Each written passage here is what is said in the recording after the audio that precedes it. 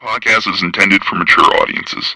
The views and opinions expressed are those of the panelists and do not reflect in any way those of the podcast partners, sponsors, or affiliates. Enjoy. BoxingVoice.com. All the guys want, I want what Mayweather got. I want what Mayweather got. You done bust your ass like Mayweather.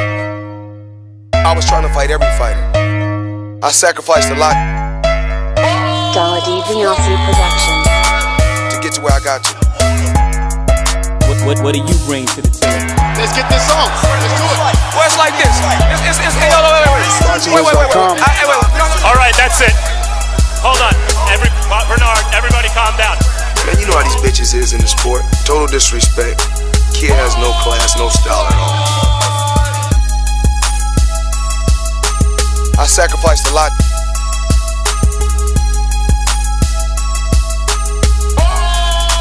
BoxingVoice.com to get to where I got to.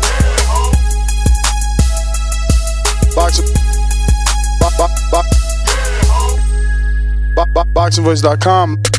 Welcome back, ladies and gentlemen. Welcome back to another Thursday edition of the Boxing Voice. It is Preview Thursdays where we make our previews and our predictions. On the docket today for discussion, debate, and straight up Thunderdome status. Dazn Devin Haney versus Antonio Moran. 10-round lightweights in action. Heavyweights back. Filip Hrgovic. Finally, we get to see this guy in action. He's going to be taking on common opponent Greg Corbin from Texas. Signed to the heavyweight factory, I believe. Michael Hunter, the heavyweight, former cruiserweight, moving up, will be taking on Fabio Maldonado in a 10-round heavyweight fight. Then we got a title fight with Jessica McCaskill. She'll be taking on Miss Sanchez for the WBC, WBA Women's Junior Welterweight title unification. Daniyar something. You guys know him, the popular Ukrainian heavyweight. Let me see if Jeffrey can help out on this. Daniyar Yeleussinov. Yeleussinov will be taking on Miguel Zamudio in an 8-round welterweight fight. And then we have Lorenzo Simpson versus Rafael Garcia, 4-round middleweight fight. I apologize. That's on the DAZN card in the MGM Harbor, out in the DMV area. Dazn Devin Haney headlining his first card, had to step up to the plate as the main event got trashed with Alexander Usyk pulling out due to injury. The young phenom and Devin Haney steps up. Then we have on ESPN and ESPN Plus, we have Masahito Ito versus Jamaal Herring. 12 rounds for Ito's WBO junior welterweight title. Then on the undercard, the always dangerous two-time former champion Jose Pedraza versus Antonio Lozada. I believe Lozada is a common opponent with Erickson Lubin, but we will look into definitely wrong. That's Lozado. We'll look into that later on, though. Then we got a bunch of undercards. Adam Lopez on the undercard, Steve Nelson, Antonio Vargas, Edgar Berlanga, Carlos Cuadras. Lots of fighters on the undercard. Big undercard for ESPN lined up.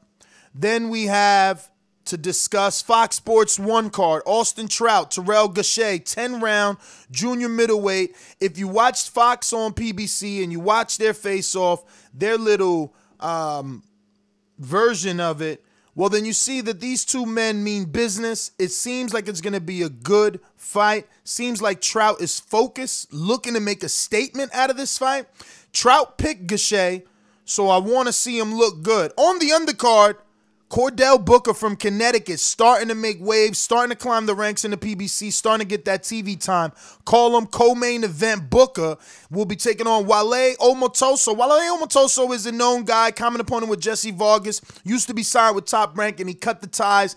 Now, he's moved up to junior middleweight, 154 pounds. He started his career, I believe, at 140, moved up to 147. Hasn't won a title in any of those divisions, and I don't believe ever had one. So basically ate himself out of 2 divisions, if I'm not mistaken, and taking on Cordell Booker. Now, Ahmed Abayali is back. He is a light heavyweight. He's going to be taking on Marlos Simons in a 10-round lightweight heavyweight bout. Last time you seen him, or most notably, he's fought John Pascal. Maybe you remember.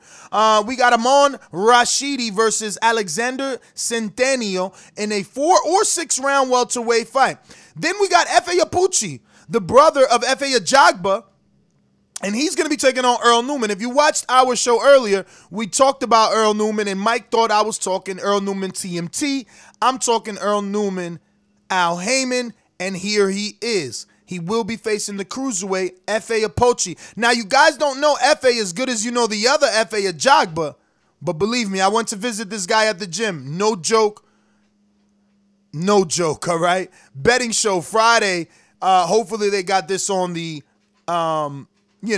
on our line, and we can play with that. Antonio Tarver's son, Antonio Tarver Jr. versus Thomas Hill in an 8-round fight. Shout out to Antonio Tarver getting his son on some good cards. Then we got Earl Spence's fighter. What do we call that? What is that? Man Down Promotions. Burley Brooks making his comeback on another PBC card. Shout out to Burley Brooks. Shout out to Earl for getting his man out there. He had his man on the Robert Easter Rancy's Bartholomew card. He was in town for the fight as well, doing his best rendition of a promoter. Here he is again, getting him on another big card. Burley Brooks. I told you guys about him. Big kid, strong kid. One of the best kids I've ever seen sparring with Earl Spence at that. When people can't handle Spence, Burley Brooks could. So very interested in watching the rise of his career. He's in a 4-round super middleweight fight, and that means something, right? That's probably why he can handle Earl, because he's naturally a 168-pounder, right? So as Earl is getting deep in the camp, he's losing weight, and Burley is not, and he has that weight advantage. But I seen the skill. The level is there. Interested to see him fight. Shout out to Earl again, getting his fighter. Actively looking like a promoter. Actively looking like a promoter. Getting his fighters fights and actually being in town when they fight. So shout out to Burley Brooks, who's going to be taking on Francisco Ari Neto in a 4-round super middleweight fight. Then we got to round off the Manny Pacquiao, Keith Thurman press tour recap. Obviously discuss the 2 cities, discuss the quotes and everything that was said, and just see where we go from there. Talk about that just a little bit. We got some news and notes that we'll discuss, and just a lot of things. The biggest note, Eddie Hearn believes Deontay Wilder has been invited to the AJ fight. Now, I'm hoping that was an invitation from none other than John Skipper. Because if Eddie's saying he believes it, that means he's not sure. But obviously he was told. And who else has the authority to invite Wilder, not named Eddie? John Skipper, in my opinion. Hopefully that is the case, and we can see Wilder at the fight. If he is at the fight, it will be definitely solidifying future possibilities. It's going to show, really it's going to show that one man wants this fight. But can we say that it's only one man, because the invitation is coming from the other side? Now, is the invitation coming from the Joshua side, the Eddie Hearn side? I'm not necessarily sure, since they're not necessarily sure whether or not he's been invited, which makes me believe that this invitation was coming from John Skipper. So that's one of the news and notes we'll touch on. We got so much to talk about. Anthony Joshua's 40 Days premieres today. If you don't know what 40 Days is, it's LeBron James' version of 24/7 and All Access, bringing it closer to this generation, possibly. We got so much to talk about, but let me get on out to my co-host. He finally popped in. You know the number to call in, 1-425-569-5241. Press 1 one time to voice your opinion right here on the Voice of the People hotline. And don't forget to add Nestor Gibbs on Skype to be part of the conversation. Now, remember, you can add us on Skype absolutely free by adding Nestor Gibbs. While you're on that app, or, iPhone market or the app Android market, download the Patreon app absolutely free and make sure that you become a Patreon. Get some of those perks like boomerangers, ringers, masterminds, pound for pounds, cut the line, call in twice. If you got so much to say, get it off your chest. Get member access, benefits. And like I said, as little as $3 a month, help the team remain on the air, bringing you the best coverage possible. Let's head on out to my co-host in Indiana, Big Mike. Dazn Production.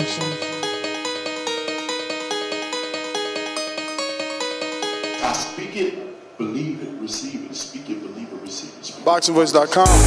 So when I stop him, y'all gonna say he was too weak. Come on, Mike. He stayed out before he said he was not. A man stand up for what he believe in, and when you stand up for what you believe in, you accept whatever consequences come behind it. BoxingVoice.com. Yo, what's up, people out there in TBV universe? Great weekend of boxing, man. Great weekend of boxing. We got the real Devin Haney, the Dream, you know what I'm saying, making his the zone debut. Also, we got Michael Hunter, you know what I'm saying, the up-and-coming heavyweight. We got Filip Hrgovic on that card, man. That's a big card right there. And we got Ito, Jamel Herring this weekend. Jamel's 130, you know what I'm saying? So I'm going to be excited to see if we can get the job done against him. Carlos Negron, he's back on that card, so big ups to him. And big ups to Burley Brooks, man. We had him on the show, I believe, last year sometime. He is Errol Spence fighter. Signed, I believe he signed to Man Down Promotions, so glad to see his name on the card and getting some exposure. Manny Pacquiao, Keith Thurman had a nice press week. Keith Thurman, I got a theory, you know what I'm saying? Keith Thurman got this effect about himself. It's kind of like the butterfly effect, you know what I'm saying? Errol Spence, he riled him up, came out and said something. Terrence Crawford riled him up, he came out and said something. So apparently whatever Keith Thurman's doing, he caught the top guys in the division, so attention. So I feel like there's a little residue effect from Keith Thurman and Manny Pacquiao press week. But we got a lot to talk about, man. George Foreman comments about AJ and Wilder. We got Canelo may fight in Mexico this year. Just a lot, man. So what's going on, y'all? So what up, man? I mean, I talked a lot. Tap dancing to give you time. What's the biggest piece of news for you? I think I told the people the fact that, Wilder was invited to the AJ fight, or possibly invited. I gave my theories about the way that it was worded, but biggest news for me is probably Devin Haney, the zone debut this weekend. Probably that's the biggest fight of the weekend. Well, not the biggest fight, but the biggest name that's drawing the most attention of the weekend. A lot of news, man. Top Ring had a signing day. I mean, it's a lot of little news and notes. And I don't. The Wilder story, of course, going to have more legs because of the heavyweights and people want to see that fight. But I mean, I don't really know what if the invitation was real, because Herring said he believed that he was sent the invitation. So maybe, like you said, John Skipper sent the invitation and he's just waiting on Wilder to reply, or waiting on confirmation from Shelly Finkel that Wilder will be there. But until we see him there, I mean, I don't really know what else to talk about with that subject. No, I hear you, man. I guess you're being a little pessimistic to it. You and I, we've seen, good news before and it not come true. But I don't know, man. I don't want to be the typical Ness and say that Eddie is using Wilder's name to promote the Joshua fight. I want to believe that there's a genuine invitation for Wilder to be at the fight to kind of build this fight. Shelly and others have said, Wilder himself has said that, they are still actively speaking to John Skipper and other parties, not, including Fury. So it's like, this is a possibility, I believe anyway. But I am guilty of being super optimistic with boxing. Yeah, man. Any news that comes out, I mean, hopefully, you know what I'm saying, it's good news. And I know he left the door open at this last post fight press conference. So, you know what I'm saying? So, I mean, who knows, man? If he goes there, great. You know what I'm saying? Great look for him. Great look for the heavyweight division, and maybe get a little bit more closer to getting the fight. But if he doesn't go, then hey, we're at where we're at. But yeah, to the zone card, man. Did this week in Maryland, right? Big ups to the zone for bringing Devin Haney out and really putting together a nice card from top to bottom. You know what I'm saying? Starting off with the main event, Devin Haney versus Antonio Moran. Don't know who Moran is. Maybe Nick can help me out, but I do know who Devin Haney is. I think this is going to be a showcase fight for him. Maybe even get a stoppage. I think the zone is making a real investment in the young man, and I just think Devin Haney, man, he's a good. You know what I'm saying? He is what H Money says he is. You know what I'm saying? Well, he has the potential to be what H Money says he is, being the best welterweight. Being the best fighter since Floyd Mayweather. You know what I'm saying? And really, he has the look already. You know what I'm saying? He has the money. He's flashy. He can fight his ass off, and he got a good mouthpiece. So I mean, he's well on his way. You know what I'm saying? I don't think he got to do is keep winning. And from the looks of it, he's always in the gym training hard. I mean, do you really feel like he could be the next Mayweather? I mean, I feel like if there's a persona out here right now, and has the ability to like draw interest and draw fans and cross over. I definitely think Devin Haney can cross over. I mean, we've seen him already with Black China. You know what I'm saying? We've seen him already with Kevin Gates. You know what I'm saying? So he has the ability to cross over. And he has the ability to get into the mainstream culture and mainstream media. Now he has to keep winning and keep fighting and showing these kind of skills that we think he has and we know he have. You just can't beat Mayweather off words and antics. We seen that from a fighter not too long ago that it wasn't working. But if you have the skills and you own your craft and you are able to keep winning and make guys look like they're not supposed to be in the ring with you, and if you're able to put yourself in a position where the whole boxing landscape and mainstream media knows you, then yeah, I totally think that Devin Haney could be the next Floyd or not. I don't even like using terms like the next Floyd or this guy or next that guy. I just think Devin Haney could be the next big star in boxing if he is groomed right and if he owns his craft and has the ability to just keep getting better and better and better no matter what. He definitely has the potential, definitely has the skills, and definitely has the bravado of a young Floyd. You know, what he don't got is that resume, but I wonder if that matters anymore. You know, Floyd came up a different way. You know, he took on that first title, I believe, around this many fights, and it was versus a well-established champion in Chicanendo Hernandez. And, yeah, I mean, look, we compare everybody to the greats. I don't know. We got to see. We got to see how he performs because you got other 135-pounders out there trying to make a name for themselves. I mean, 135 pounds is Lomachenko, first and foremost. Then you got, you know, the young phenoms coming up like Teofimo Lopez. You know, we still got guys in there like Robert Easter. Like, if he's the next Floyd, he should handle Robert Easter. And they have history. You know, Haney wanted Easter when he was like 13-0. He was always chasing him on his IG Live and, you know, just really trying to get at Easter. So maybe that's a fight. I know it's the zone, PBC now, but I got to see him beat those type of guys. I'm not like H Money, nothing, no disrespect to him, nothing wrong with believing in your guy, but I don't like to believe blindly. I want to see it. He did good versus Exolani and Nondani, but we never heard of that dude. You know, we had to seek him out. We interviewed him on the show. We got him on the show and stuff like that, but we never heard of him, you know. Common opponent, Mason Menard with Teofimo Lopez. Lopez he's got the highlight reel. He's who people talk about when you talk about Mason Menard. You talk about Lopez knocking him out. We'll see. We'll see. I mean, this generation, we get caught up in money. So yeah, he's got the money. He's a millionaire. Okay, that isn't all that makes up Floyd Mayweather Jr. It's not just millions of dollars. It's some real official skill in the ring. He's beat some legends in the ring. But I hear you, man. You look. There's a lot of people that they're like, oh, no, I don't want to be Floyd. I want to be the first Devin Haney. And that's cool. You can say that too. But, ain't nothing wrong with wanting to be like Mike, man. Mike was a great, People wanted to be like Mike for a reason. So if you want to be like Floyd, man, be like Floyd. You want to be like AJ, be like AJ. It is what it is, As up-and-comers, we got to strive. We need inspiration, right? And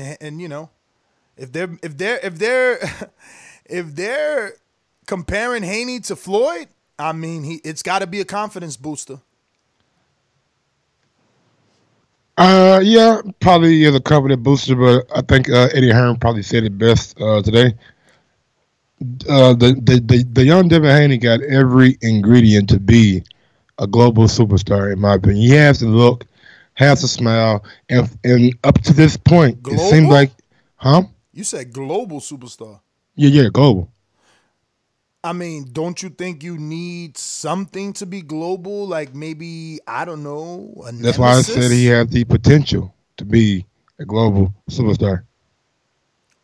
Yeah, but that's what I'm saying. Like, just saying that when he hasn't demonstrated that is really just if I could that. get off my point, you know what I'm saying, you maybe agree with me a little bit more. But he has the look, has the smile, has the marketability of a maybe young Pretty Boy Floyd or a young Golden Boy. Like, he has the all American look that is marketable in the marketplace. You know what I'm saying? And also, he is a good fighter, man. He has tremendous skill. We hear these sparring stories about him and Teofimo. We hear these sparring stories about him and Javante.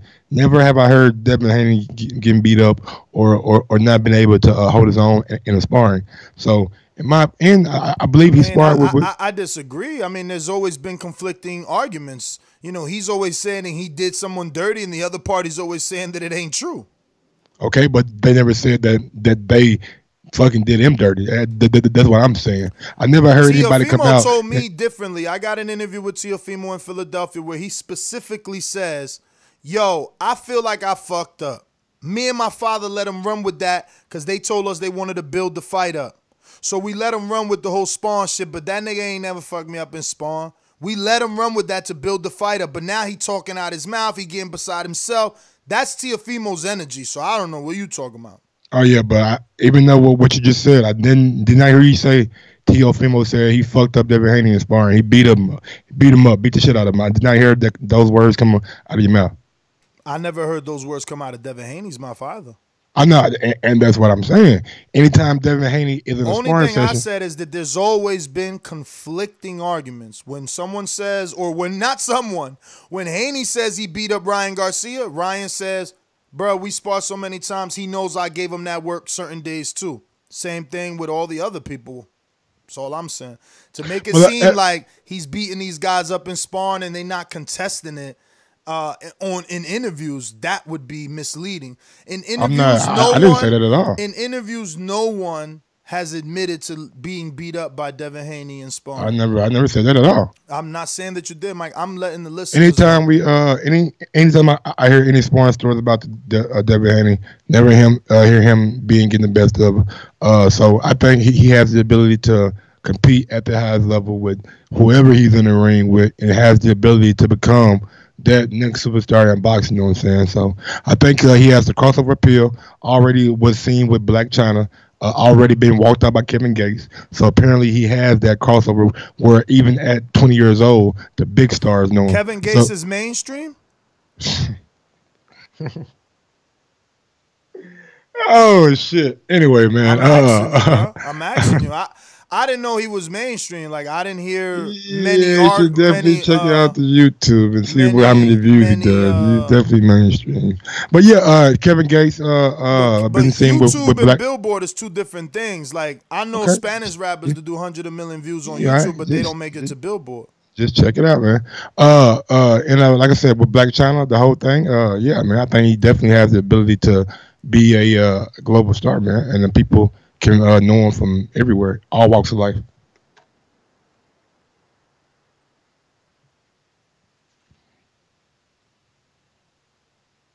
But yeah, I got Devin Haney winning this weekend versus Antonio Moran. I don't know who that is.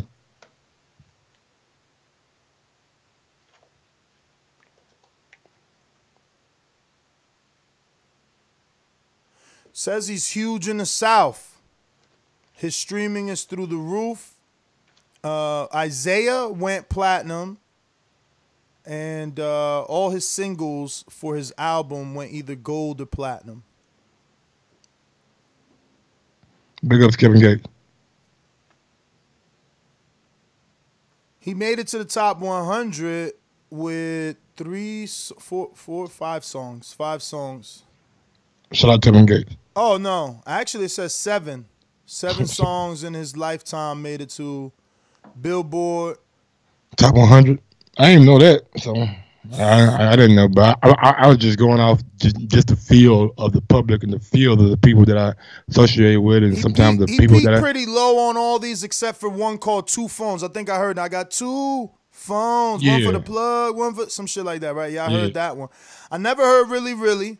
Oh, wow.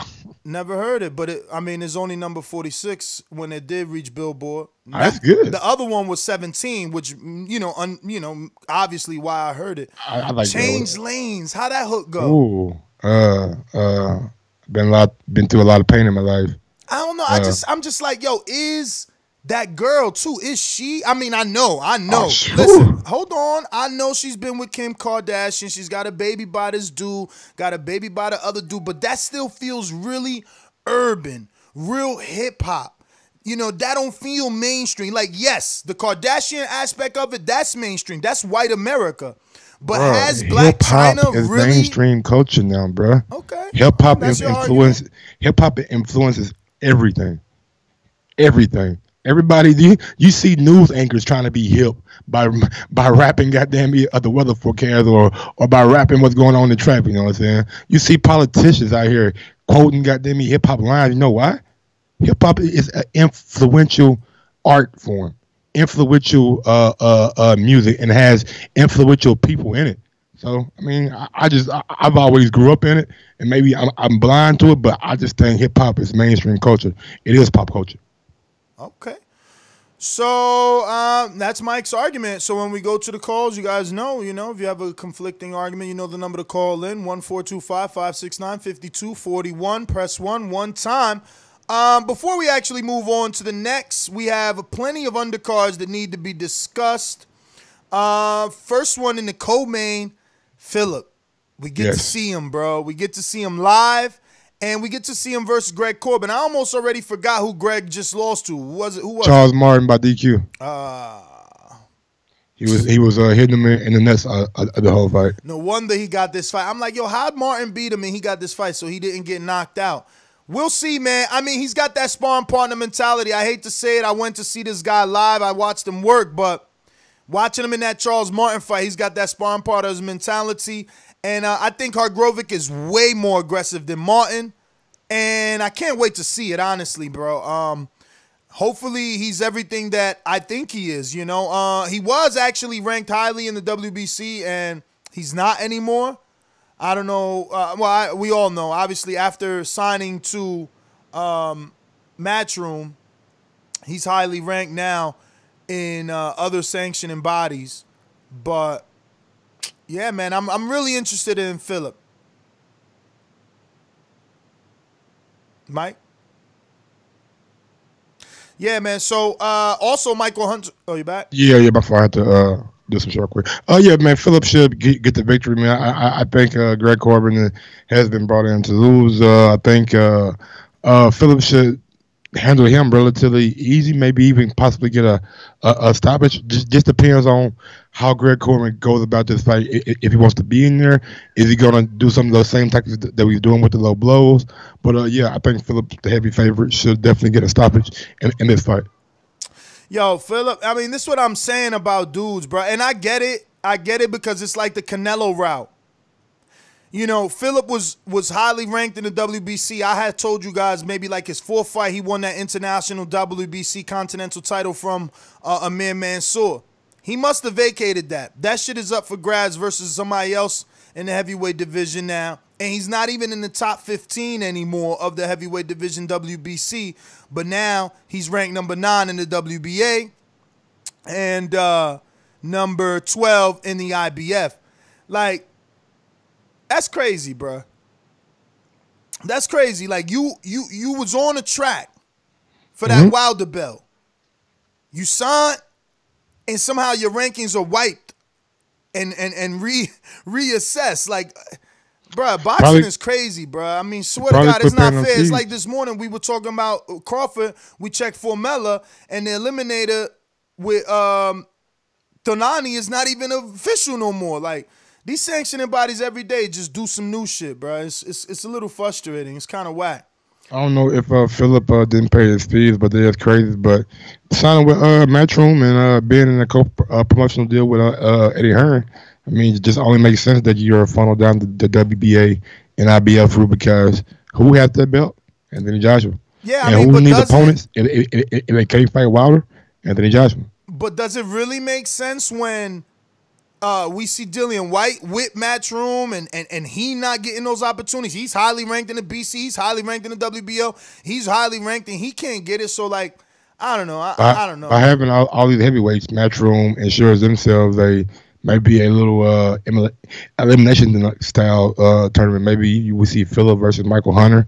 Maybe we see the winner of that maybe possibly take on Dillian White if he can't get a title shot, if he's victorious against Rivas, you know what I'm saying? And still has, I believe, he has Philip, he has White, he has check AJ. this out. He still got the WBC Consul international heavyweight title. So why he's not in top 15, no clue. No clue. It's listed on BoxRec that he's going to defend that title. No clue why he's not in the top 15. I mean, rankings haven't been updated since May 13th, but that's only 10 days ago, bro.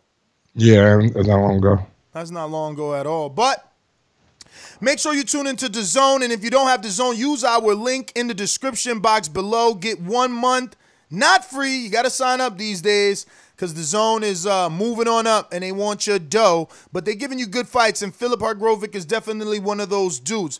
Now, on the undercard of that, we have Michael Hunter versus Fabio Maldonado. No, it's Fabio. Fabio Maldonado. Maldonado. Yeah, and he's a common opponent, Maldonado. I just seen him get knocked out or lose to someone else. Yeah. He lost to Oscar Rivas. Yep. And he also lost back-to-back to Alexander Teslenko. Never heard of Teslenko. Never heard of Teslenko. Alexander Teslenko is from the Ukraine, but lives in Canada.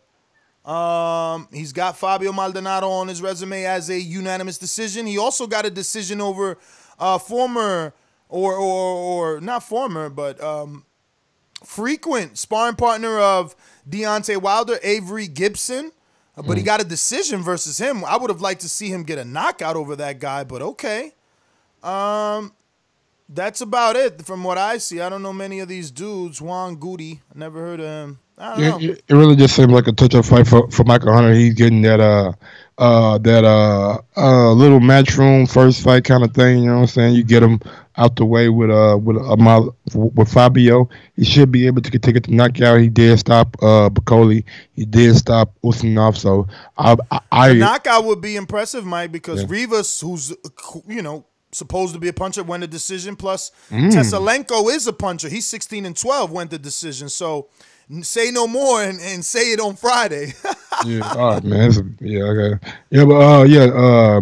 I expect Michael to get the stoppage. And also on that card, we have a title fight between Jessica McCaskill and Anahi Sanchez for the junior welterweight title unification WBC, which McCaskill has, and the WBA, which Sanchez has. So glad to see the women having a spotlight on the zone card, and I'm glad to see the best fight and the best unification fight. So hopefully, Justin McCaskill was able to get that victory. Yo, but junior welterweight is 140. So her and Katie not in the same weight class? I thought they were, but apparently she moved up for that title because she lost to Katie like a year ago. I think that's the only loss on a record, maybe like a year and a half ago at York Hall. So apparently she moved up to 140.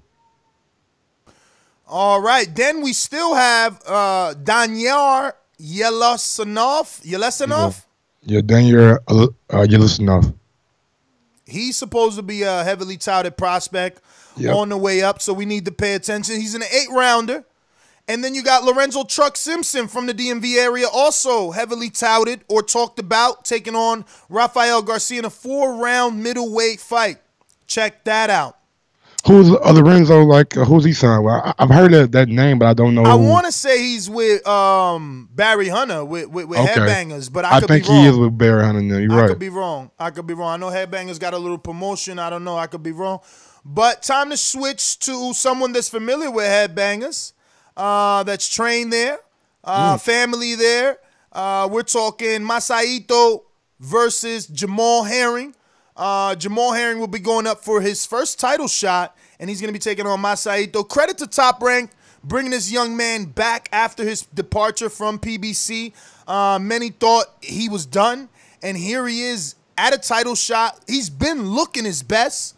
Really getting with Brian McIntyre's brought the best out of him. Boy, thank you. He should be definitely shouting out Bo Mac every chance to get. Ever since he got under the tutelage of Bo Mac. Well, I really didn't know him when he was PBC, so I really don't know how he was looking back then. But from what the commentators say, from what you say, and from like what everybody else say, he looks damn good under the tutelage of Brian McIntyre. And maybe he's getting some of that sparring in with Terrence that's helping him out too. Yeah, man.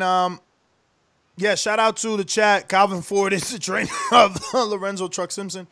But we've moved on to the ESPN card, which you can catch on the app, right? Is this on the app or is this the main channel? I think it's on ESPN Plus, but I don't say ESPN Plus because I normally put it down. Let me just double check real quick because I got it still open. But if I didn't put it down, it's on the linear channel, not ESPN Plus. You know what I'm saying? So, big ups to Jamel Herring, like Ness said, man, bouncing back from pretty much, you know what I'm saying, obscurity, you know what I'm saying. People actually like wrote him off and things like that because he left PBC. And just credit to him, man, for persevering and just really making a name for yourself in that 130 division. And now you have a chance for the title. And this fight will be on ESPN, not ESPN Plus. But normally how they do it, if the undercard should be on ESPN. So if you want to catch any undercard fights that we're going to mention, because I'm pretty sure the main event, which is in the co-main, are the only ones that's going to be on ESPN. But yeah, Ito and Jamel Herring, man. Ito should be the favorite, you know what I'm saying? I think he had a good victory last time out. Forgot who he fought, you know what I'm saying? My name's in my mind right now, but I think he is the betting favorite, but I'm a ride with Jamel Herring in this fight, and I think he's going to be able to go out there and outbox this guy, Masayuki. Brian McIntyre, when we had him on earlier this year, he was very, very animated and excited for this fight. So he believes that he sees something in Ito that they can exploit, and they've been working on that game plan for a long time now. Yeah, man. Interesting to see how Herring looks, man. Like we've already repeated, he's been looking his best with the addition of Brian McIntyre. Sparring up there with Terrence Crawford. Shout out to Terrence who went to visit him in camp. I wonder what Jamel meant by visit him in camp. I thought, he trained in the same gym. Did he just show up to the gym or did he fly out? Because it said, it's all love when your brother takes time away from his schedule to fly out and make sure you're covering all the bases in training camp. So maybe, Terrence had to fly to the Olympic Training Center in Colorado. But I just wanted to make note that, even though I say he ain't the people's champ, he's still showing that he's a friend to his friend and being there supporting them. And think about it, it's like, what better sparring are you going to get? You need my man to go southpaw, he could be southpaw. You need a fucking orthodox, he's orthodox. And Terrence skills are through the roof. So, like, it would be good to have him in camp to talk to if Herring needed any sort of advice. Yeah, man, totally. Who you got, Ito or Herring in that fight? Ito's the puncher. Yep. I don't know, to be honest with you, because like we've been saying, Herring has improved, but I've never seen him with the power, but then he got with Brian McIntyre, and I think he's gotten two knockdowns and even a stoppage or some weird shit like that. So I don't know. I'm really torn. And then, Ito, he's got decent names on his resume, but nothing out of this world, nothing crazy. And he could be outboxed. So man. I would normally say, and I'm gonna say, Herring, because I know him more, and Ito just hasn't done enough for me to know of him. But it's a tight fight. I wonder what it is on the betting line. Yeah, and probably is pretty close on the betting line. On the card of that, we got Jose Pedraza and Antonio Lozada, lightweights, fight 10 round. Pedraza looking to bounce back after his loss to Lomachenko, so he got a 10-rounder versus Antonio Lozada. I don't know who Antonio is, so I got Pedraza. Hopefully he stops this guy. I think Jose could possibly get another. I think there was talks about him moving up to like 140 and trying to get like another world title there, but we'll see how that plays out and see how he looks Saturday night. Yo, they disrespectful, bro. They only got the zone card on it. I don't even know who this dude. Who's Iwa Brodnika? You gotta look him up. I don't know. I ain't really been looking at betting this week. He's a super freaking favorite. I never even heard of this dude. They got Michael Hunter for FanDuel. For all our New Jersey residents, we got Michael Hunter on the betting. We got Jessica McCaskill on the betting. Filip Hrgovic on the betting. And Devin Haney. That's all we got so far, man. Hopefully something opens up. Join us tomorrow for Beating the Odds with TBV, where we show you how to make some money, at least with this Michael Hunter fight. Yeah, I'm looking at 5 down. No props on the Hunter fight yet. They wildin', bro. Let me see what they got on the flip. Let me see what they got on 5 down. What they got on your motherfucker. And they just got Flip as a heavy fucking underdog. I mean, favorite. Speaking of that, man, you just got an email from Mario Serrano titled "Would Devin Haney become America's boxing?" Damn, I gotta read what it say. Something like boxing superstar or something like that. Yeah, they pushing him. Yeah, of course. Yeah. They pushing him. That's what you gotta do, man. You gotta put him on the pedestal. I got Joshua and Reed Jr. That's all on 5 downs so far. So probably tomorrow they'll 5 downs ain't open up either. Nah, not the Fridays, man. Friday night. Thursday I think I'm night, gonna make an account, man. I'm tired of. It just looks so foreign to me. Maybe I'll wait for when you in town. It just looks so weird compared to the FanDuel, man. They whack.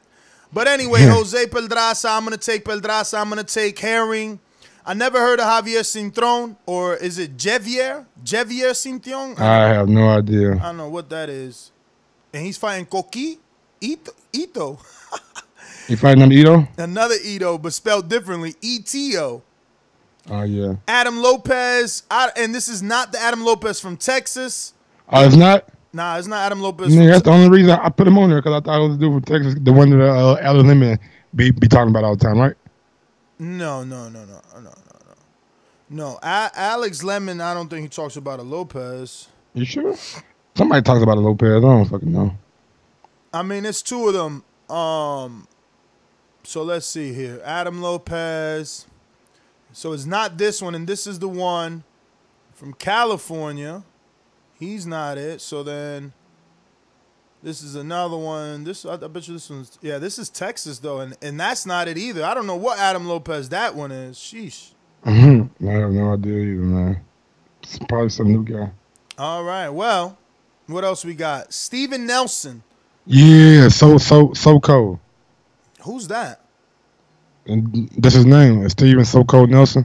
Steven So Cold. Oh wait, isn't that Terrence Crawford? Yeah, I was about to say Terrence Crawford stable. Yeah, he's back. 8 back round on the light heavyweight. Damn, that's right. He's fucking Pretty Beast, baby.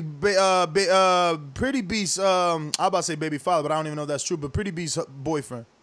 I don't think they're together no more. Oh, look at Mike all on the Instagram and shit. You know, I be on IG. You know what's funny? We gonna mention it right here. I was gonna do a show on it, bro. Yo, Clarissa and Pretty Beast getting at each other, and Pretty Beast was like, "This little hating ass bitch." I ain't see that shit. Yeah. Let me see if I can find it.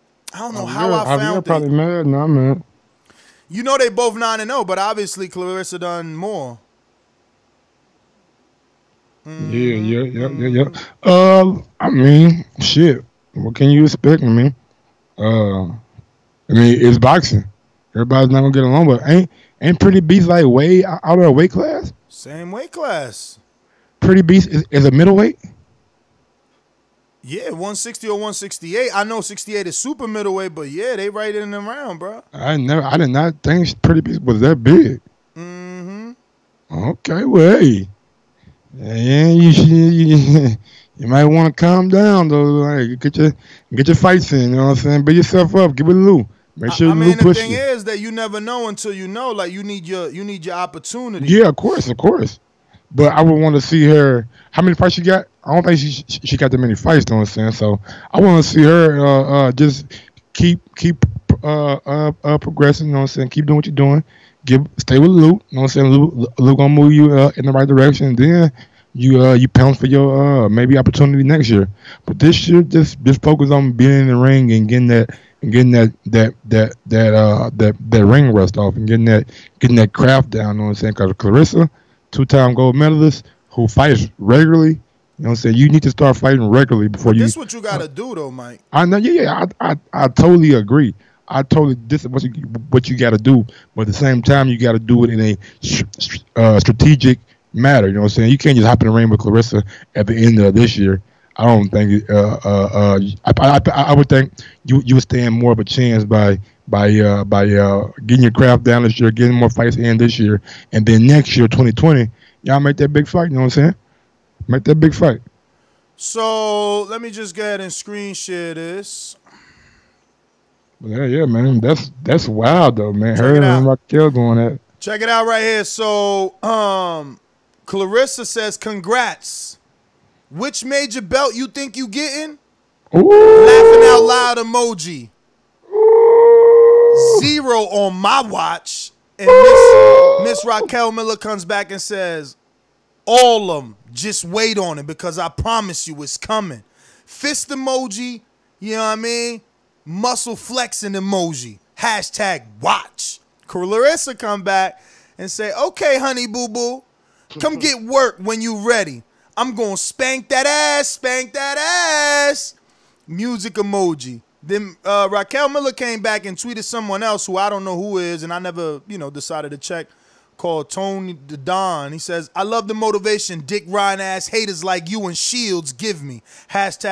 #watch me work, little bitch." Ooh, damn, who's Tony?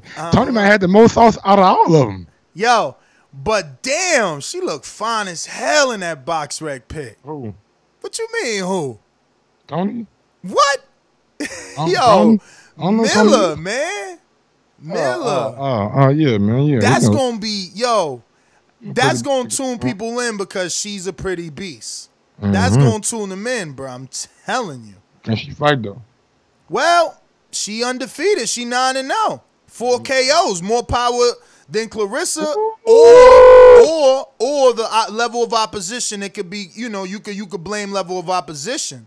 She got to fight Tori Nelson, man. Tori Nelson, she the gatekeeper. Yeah, I was telling my girl to fight Tori Nelson because she coming too. Shadasia Green? Shadasia Green. She doesn't have the backing of all these people. You know, I'm hoping Lusana. You know, maybe She's not with Cam Porter no more?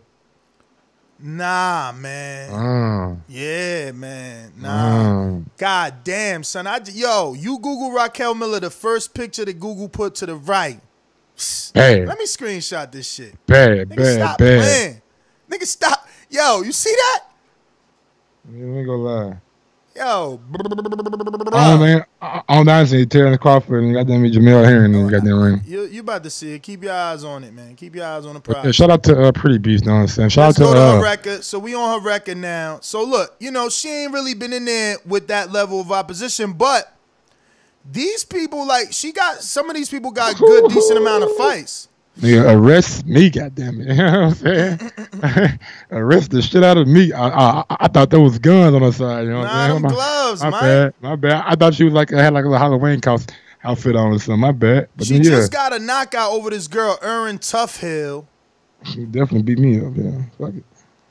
Damn. Oh, Erin Toughhill lost to Marciela Cornejo. That's who they need to get her right there. They need to get, imagine Pretty Beast Cornejo. The weigh-in will be insane. Who is Cornejo? Look at the screen. You want her to fight? Oh, you a movie matchmaker? Oh shit. Okay. Cornejo is this one. You know that always wears the red bathing suit at the weigh-in. Oh yeah, she's 75 though, man. Huh? She's 75. Nah, champ. Nah, let me sign in, bro. Nah, she's not 75. She in that weight. She's 75. What you mean? Oh, 7 and 5, you mean? Yeah. You mean the record? No. Mike, what are you talking about, Mike? You all bro, you got somebody else on the screen. Oh, okay. She's 13 and 3. Okay, gotcha. Yeah. I mean, you know, it's a little bit of a delay, Mike, you know? But yeah, man. In Fox Studios, champ. Damn. She gonna have to get like one of those names on her record, like a Tori Nelson, you know what I'm saying, or a Hannah Gabriel, something like that, you know what I'm saying?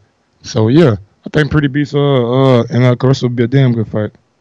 But also want to have Steven Nelson, Antonio Vargas versus Jose Maria Cardenas for 8th round. We got Egner Berlanga versus Gary Varju in the 8th round middleweight bout. And we got the return of Carlos Cuadras versus Daniel Vazinano in the 8th round bantamweight fight. Glad to see Carlos back, man. I think he gave what's my guy's name? Chocolatito. Gave him a damn good fight when they fought each other, and I actually thought that he did enough to get the nod, but he didn't in that fight. So big ups to Carlos, you know what I'm saying? Glad to see you back in action, you know what I'm saying? Who, Cuadras? Yeah. Yeah. I thought he was with Tom. What's up with this guy, Edgar Berlanga, right? I heard he's pretty good. He's coming up I heard the of ranks. him, yeah. I thought Carlos was with Tom Lawford, though. He's not with Tom no more? Man, I don't know. These dudes be moving like pawns on the board. They definitely do. But yeah, Edner Berlanga, I think he's like a highly touted prospect. Damn, out of like 10 and 10. Okay, champ. God damn, who he fighting? Gotti Varju? He ain't even on BoxRec. I don't know where you got that from, but I mean, I guess he's fighting somebody. He ain't really been in there tough, though, but he been in there with a few vetties. He knocked them all out, though, man. Now, you got to respect that. People be trying to play people out. And it's like, dog, if you can knock everybody out. That's something to say. That's something. I don't give a fuck who it is. That's what I'm some saying. of these journeymen don't go. Jaime Exactly. Munguia. No, what's his name? Pablo Munguia, maybe? Or Mario Munguia. You look him up. And my man fought mad people, but he ain't going. Like Kevin Johnson, you know what I'm saying? He ain't fought mad people, but shit, he's tough to fucking knock him out, you know what I'm saying? Motherfuckers is sticking around. Yeah, only AJ knocked that dude out. That shit kind of make me mad. I ain't never know that till I found that out. I'm like, what the fuck? Nobody else knocked him. Why'd they make you mad? Because it's like, how he the only one knocked him out? It's one of them British stoppage, you know what I'm saying? Ah, you know what? No. I'm just do talking a film shit. study. I'm just talking shit. I don't know. It probably was a motherfucking Carlos Takam stoppage and shit. You know AJ. it. No, You but know yeah, it, I don't know because I didn't see that fight. Let Rob tell it or let fucking Jack tell it. You know what I'm saying? AJ's the greatest thing since like sliced bread. But yeah, we can move right along to that Fox Sports 1 card, man. Austin No Doubt Trout is back in the ring under the tutelage of, I believe, Floyd Mayweather Sr., right? Yeah, he went and got Floyd Mayweather Sr. on their ass. Bro, listen, it's time to say Austin trains his trainers like he changes underwear. I'm sorry, bro. I'm sorry. This nigga's been with everybody. I fucks with him the long way, too. He know that. Who are you been with? Oh, Let me know. Man, I know he's been with Barry Hunter, right? He been with his trainer from New Mexico. Okay. I think it sounded like Louis. Then he was with Barry. Yeah, I know he was Barry. Now he was with Floyd Sr. Now he with Floyd Sr., but he been with then he was with I want to say Cunningham, right? No? SS Cunningham, I don't know. No, not SS. SS is the cruiser. I mean, you know what I'm talking about, man. I get his name. I know who you're talking about, but the people might get confused. But yeah, I want to say he had one more trainer in between that, man. One more. I just think, and there was talks of him possibly going down into like 147. I mean, he is talking about that. Like, it looked like after this fight, he going to 47. And you know what? I don't know how healthy that is for him. Like, Austin Trout is old, man. I fuck with Trout. He been around forever, man. I watched this fight on Friday Night Fights versus, Delvin Rodriguez. Like, my man's been fighting for some time now. Man, Austin out here taking breast milk. 147. He taking breast milk and I'm goddamn killed died. 33, bro. 33. I mean, look, he came in at 153 sometimes. He goes in at 153, 152, 154. Like, he's been low. I mean, that would be crazy. Crazy as hell. And you know what? They probably give Keith the franchise fight of that fight. You know what I'm saying? They probably give it to Keith. That's a tough fight for Keith. Yeah, it is. But we really a tough fight for anybody at 147. It is, but it ain't. It is, but it ain't, because you're talking about a dude that's never fought at 47, fighting at 47 versus an elite. You're talking about a dude that's big as hell and going to be able to probably push the tempo and push his and force his will on you. I mean, yeah, but you just automatically assuming he gonna make the weight great. Think to Andre Ward, Chad Dawson. Chad Dawson wanted that smoke. He's like, I come down to fight Andre Ward. He wasn't the same. Same thing Austin doing. He could be like, I'll come down to fight Thurman. He ain't the same. Probably the best analogy for me was Chavez Jr. and Canelo. Bruh, sucking his ass down 164.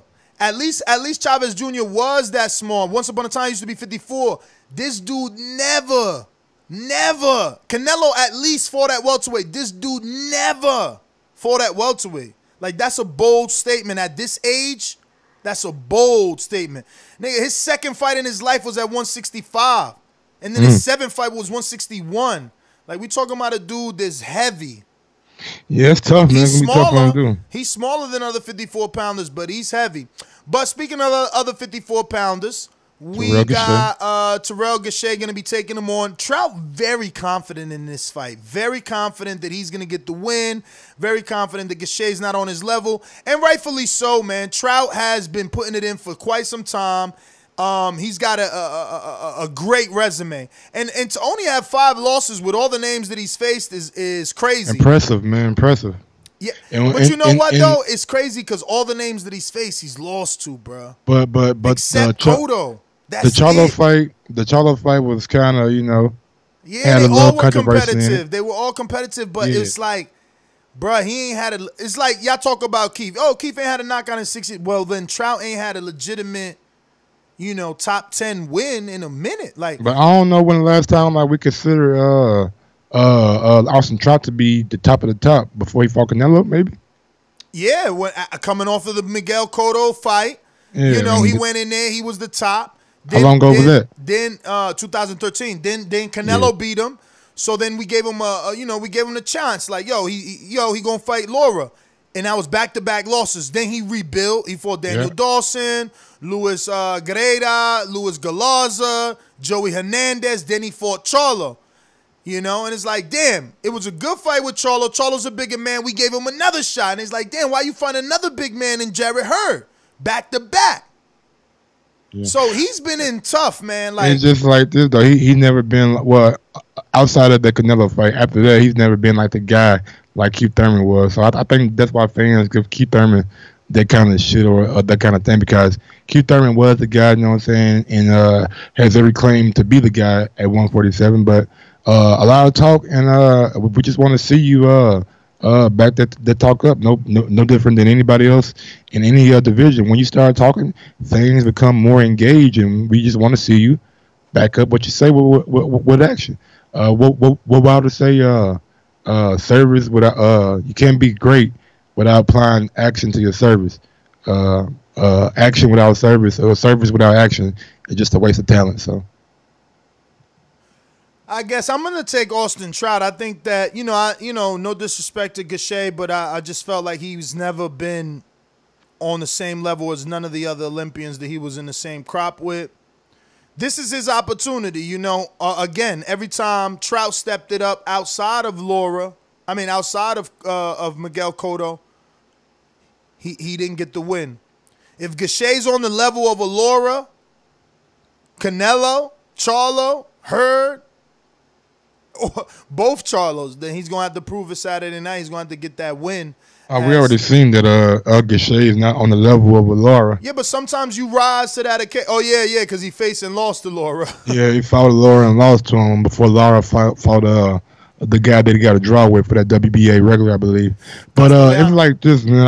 I think no doubt Trout should be the favorite, and I think Gaché is just, from what I've seen from him, a little bit too timid, you know what I'm saying, against guys that are maybe on the same level or a level above him. So I want to see him come out and be a little bit more aggressive this fight. I would love to see Trout come out and be aggressive, and hopefully these guys can make for a great fight come Saturday on Fox Sports 1. Got a lot of fights this weekend, man. We actually got a card on Sunday, too. A card on Sunday? Yeah, I forgot who's fighting, but it's like Zucan. Zucan, the guy that beat it's a PBC card? I don't know. I don't think it's televised. You know what I'm saying? To be honest with you, I just seen him when I was doing the research on ESPN boxing. It's not a big card, a bunch of like WBA regular title fights, but it's nothing like major, like no weight classes that you'll be like rooting for or like trying to clamor to see. Also on that Austin Trout card, we got Cordell Booker gets that main event slot. Shout out to the prospects coming up. In with the old, out with the old, in with the new. Cordell Booker from Connecticut. He's been putting it in. Oh man, when I sparred Sean Porter, he was there, and I got to meet him a week. I won some money with Cordell Booker not too long ago. Yeah. So he's fighting Wale. On Matoso. I know Wale. Wale is a common opponent with Jesse Vargas. Wale is the only boxer to do what Deontay Wilder wants to do. What's that? Oh, wow, really? Yes. Wale caught a body in the ring. He knocks someone out. I thought Kovalev caught one too. I don't know about Kovalev. And then after a day or so, my man in the hospital ended up passing away. Now, Wale, he hasn't been able to get the wins every time he stepped up. Like, I watched this fight, obviously, with, Jesse Vargas. I felt he beat Vargas. Vargas was down twice in round 2 from body shots. I felt he beat Vargas. They didn't give it to him. It was a Friday night fight. You know how they do niggas dirty. Back then, Wale wasn't with anybody. He wasn't with Al. He was actually with Stephen Feder, who has links to Freddie Roach. Stephen Feder and Freddie Roach used to have a little management company, and they signed Wale on Matoso. Wale, I don't know what country he's from, but he came straight from over there, with his wife and kids, straight to Hollywood. The boxing story, you know what I mean? With a kid and everything. And look, he's a good guy, but he just never got that win. Again, he should have got the Jesse Vargas win, in my opinion, but he didn't. Then he lost to Sammy Vasquez, who we seen Luis Collazo destroy. And then he lost a split decision, all by decision. Dudes can't knock him out, though. Then he lost a split decision to Jamal James. So he's back versus Cordell Booker, but he's back. First fight at 54. Last fight versus Freddie Hernandez, who Berto knocked out. Laura fought, and he got a UD over Hernandez at 52 and 3/4. So he's not a natural 54-pounder. I'm not going to say, maybe he's going to have more power because he's been starving to get down to that weight. I don't know. He's listed at 5'10 and a half. That's taller than Bradley, But Again, he's never been able to get that big win. Like Freddie Hernandez is a win that you better get if you want to still be here, you know. But that no names stick out, man. Only the names that have beat him stick out. So I don't think he's gonna beat Cordell. Cordell's on the way up, you know. But at least Cordell's in there with a known opponent, but he's meant to get the win because his known opponent is a natural 147-pounder. Cordell started his career obviously at 150 pounds and easing into 154, where he's been at naturally all of his pro 14 fights, 7 KOs. This is a gimme for him. This is the first name that will stick out on his resume. When you go to Cordell, there's nothing to see. Nobody of note that you know until you see Wally or Matoso. So he better get the win. I fuck with Cordell, stand up Connecticut. Yeah, man, I got Cordell for the win. What about you? Yeah, I don't know much about Matoso, so yeah, Cordell Booker been hearing a lot about him lately, and he won me some money last time that I bet on him, so I definitely got Cordell Booker. But you said Wally don't get stopped, so probably go with him by UD.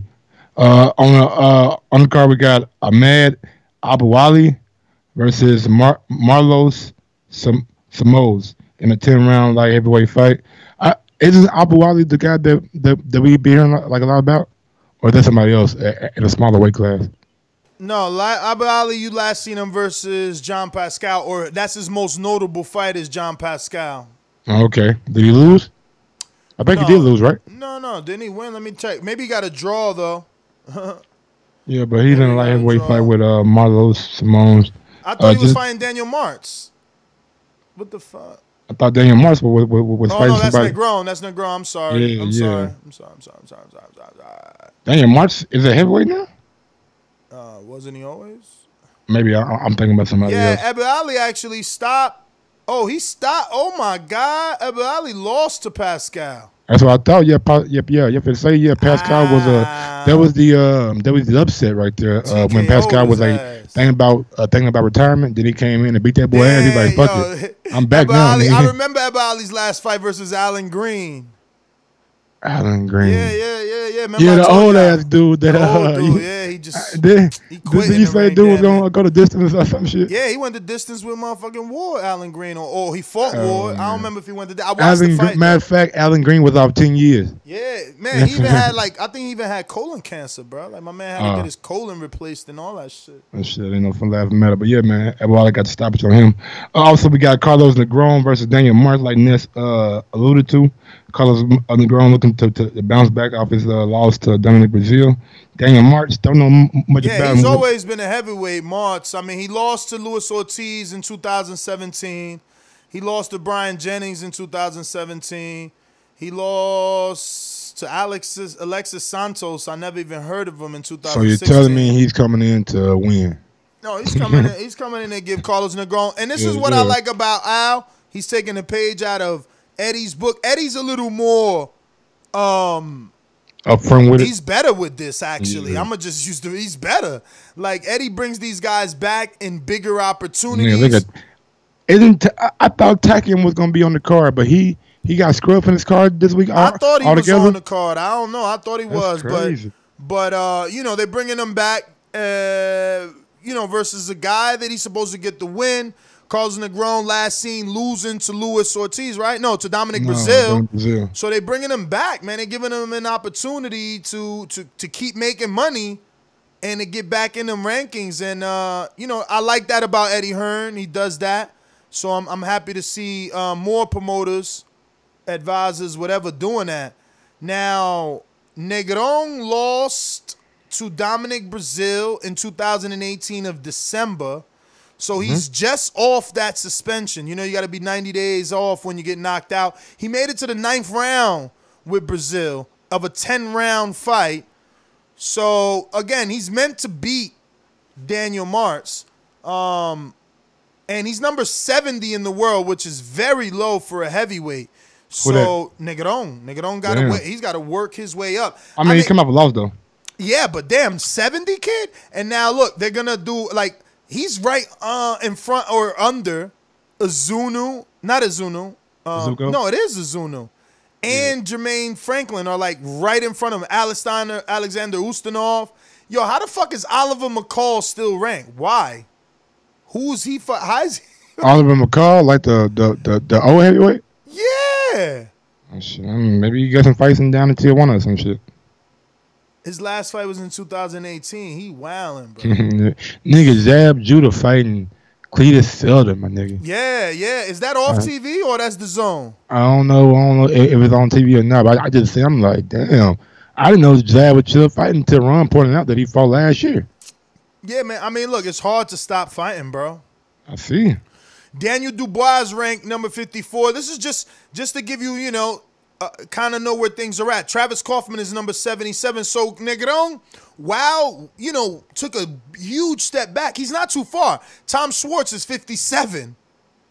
And he's fighting the dude 13 spots. Wow, very wow. Yeah, so look, Daniel Dubois 54, F.A. Ajagba 51. So these people are all in around the same. Like Carlos Negron would be a good fight. That's probably why they're giving him a comeback, so then he could lose to F.A. Ajagba. Or somebody, or maybe give him another win and put him in there with James Franklin.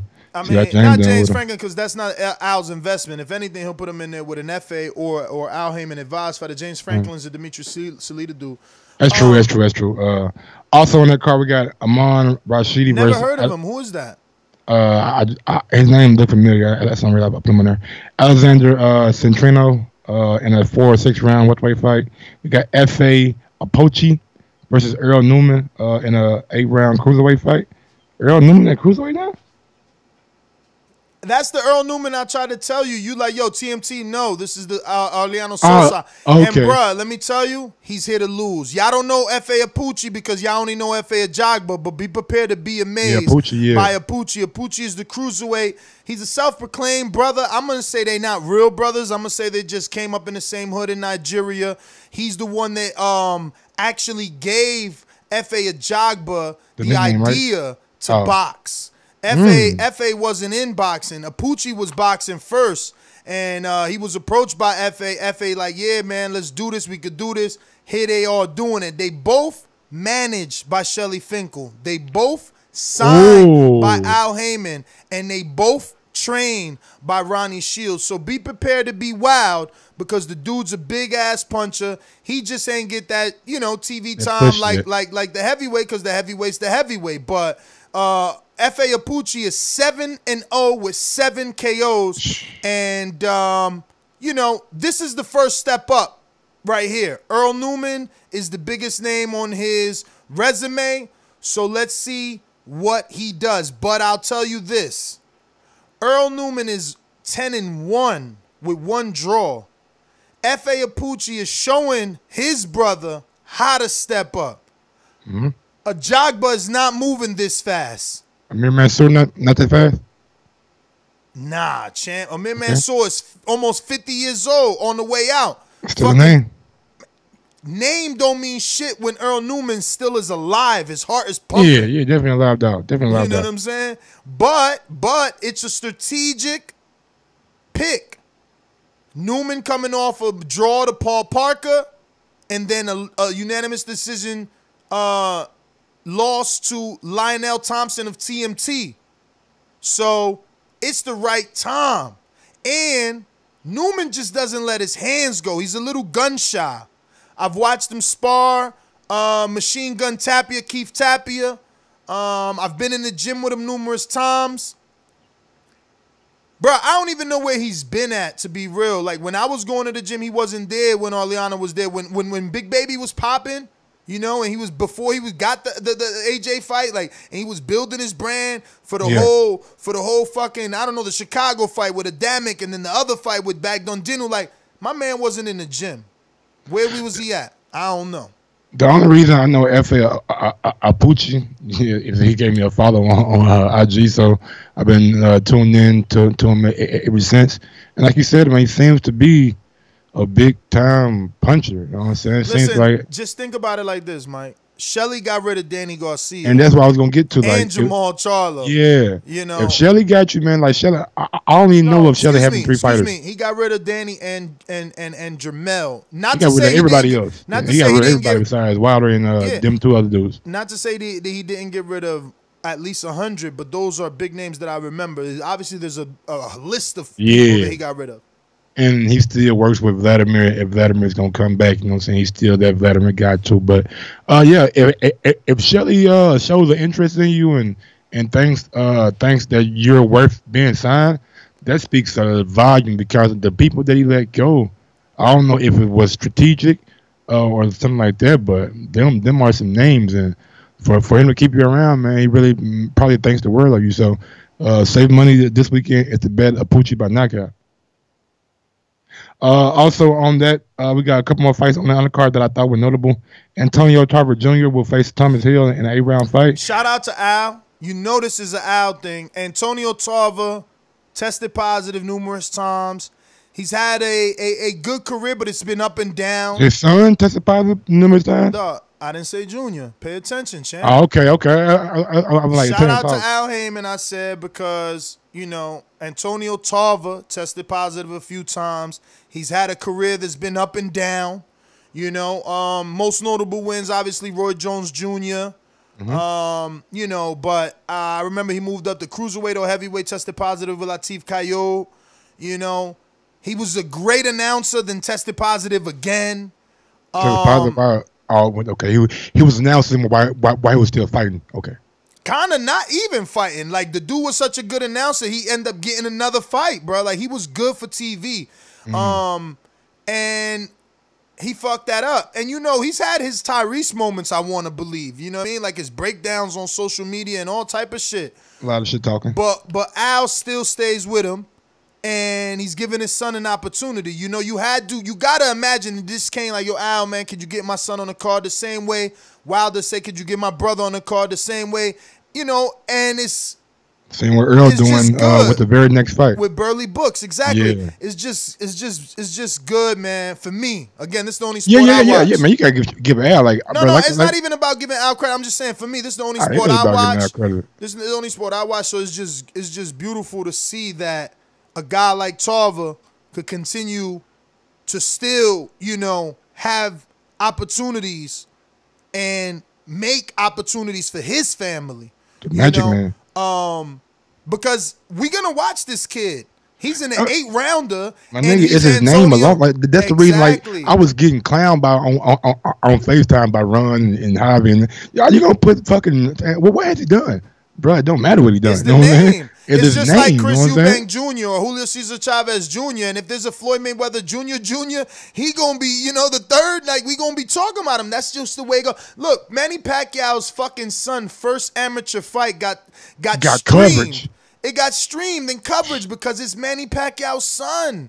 Like, it's the way that it goes, man. It's the way that it goes. It's unfortunate, Maybe some people think that it's unfair attention, but brother, the father did what he did to earn that, and the son reaps the benefits and the residuals. Listen, it's even like that in the Bible. I wish I was better because I could give you the verse, but it's like, the whatever the father plants, the son reaps the benefit. You know what I mean? So it's like my hard work.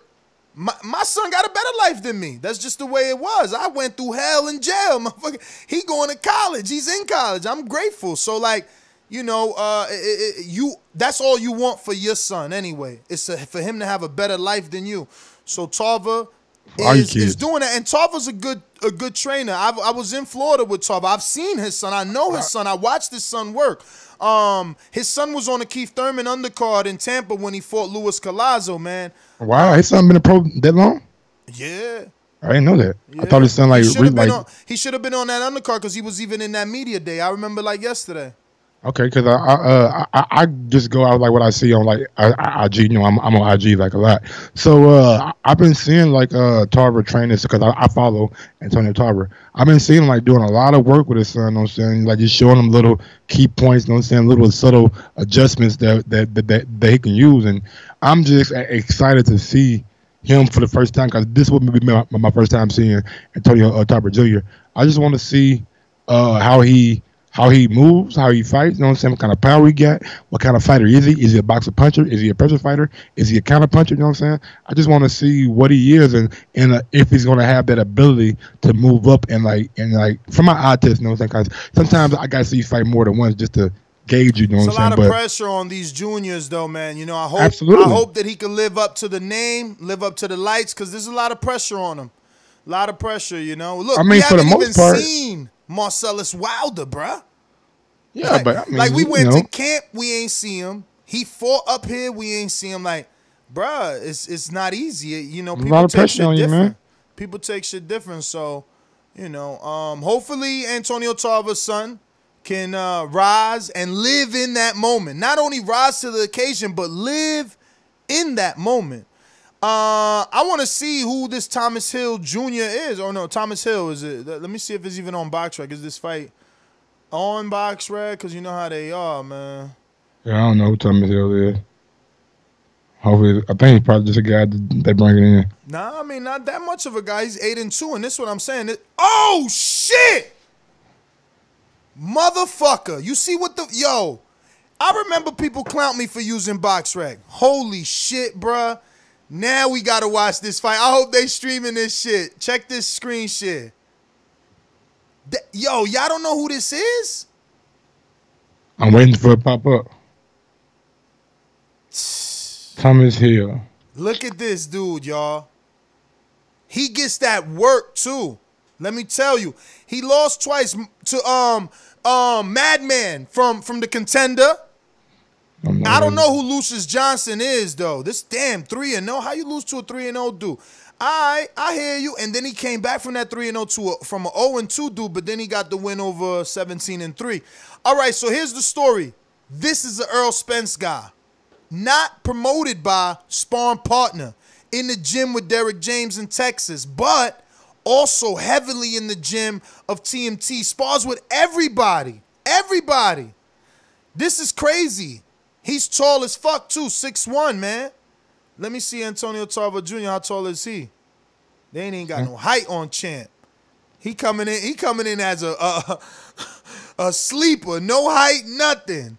Oh damn, yeah, Jimmy, bro. This is look at Jimmy know who he is. Should Jimmy know who he is? Yo, listen to this. Look at Antonio Tarver's record before stepping up with Hill. This is a huge step up. Motherfucker, put this on the betting line. This is a huge step up. Look. 1-1 was his first fighter. Then his second fight was a debut fight. That means that nigga never fought.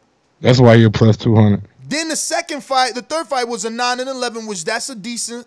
But then the fourth, 1-1 again. The fifth, 1-12, nigga. Yo, super step up. They wildin'. Super step up. They see something. And let me tell you, Thomas Hill, he's fought on PBC cards before, so this a comeback. This will bring him back right here. Okay. That was crazy. I ain't even know that. I'm like, who the fuck is Thomas Hill? No wonder. Look, and then he's right after Burley Brooks. Because after that fight is Burley Brooks. So before that fight is Burley Brooks, who's the Earl Spence fighter, also sparring partner, signed to Man Down Promotions. He's going to be taking on Francisco Ariri Neto in a 4-round super middleweight fight. So shout out to Earl not rushing his fighter. 4-round super middleweight fight. Shout out to Earl. Absolutely. Some notes that we got to get. Well, never mind. We got the Manny Pacquiao and Keith Thurman press tour recap. And the Keith Thurman, what I call the Keith Thurman effect. Somehow, some way, Keith Thurman has put himself right back in the middle of everything, of maybe being discussed as a number one welterweight in the division. His words resonated so much that two of the top welterweights took to Twitter to call them out, indirectly or directly. Earl Spence more indirect by saying, I just hope you don't disappear after the Manny Pacquiao fight. And Terrence Crawford more direct by saying, if you think I'm such a easy fight or easy pick, just come fight me. I'm paraphrasing.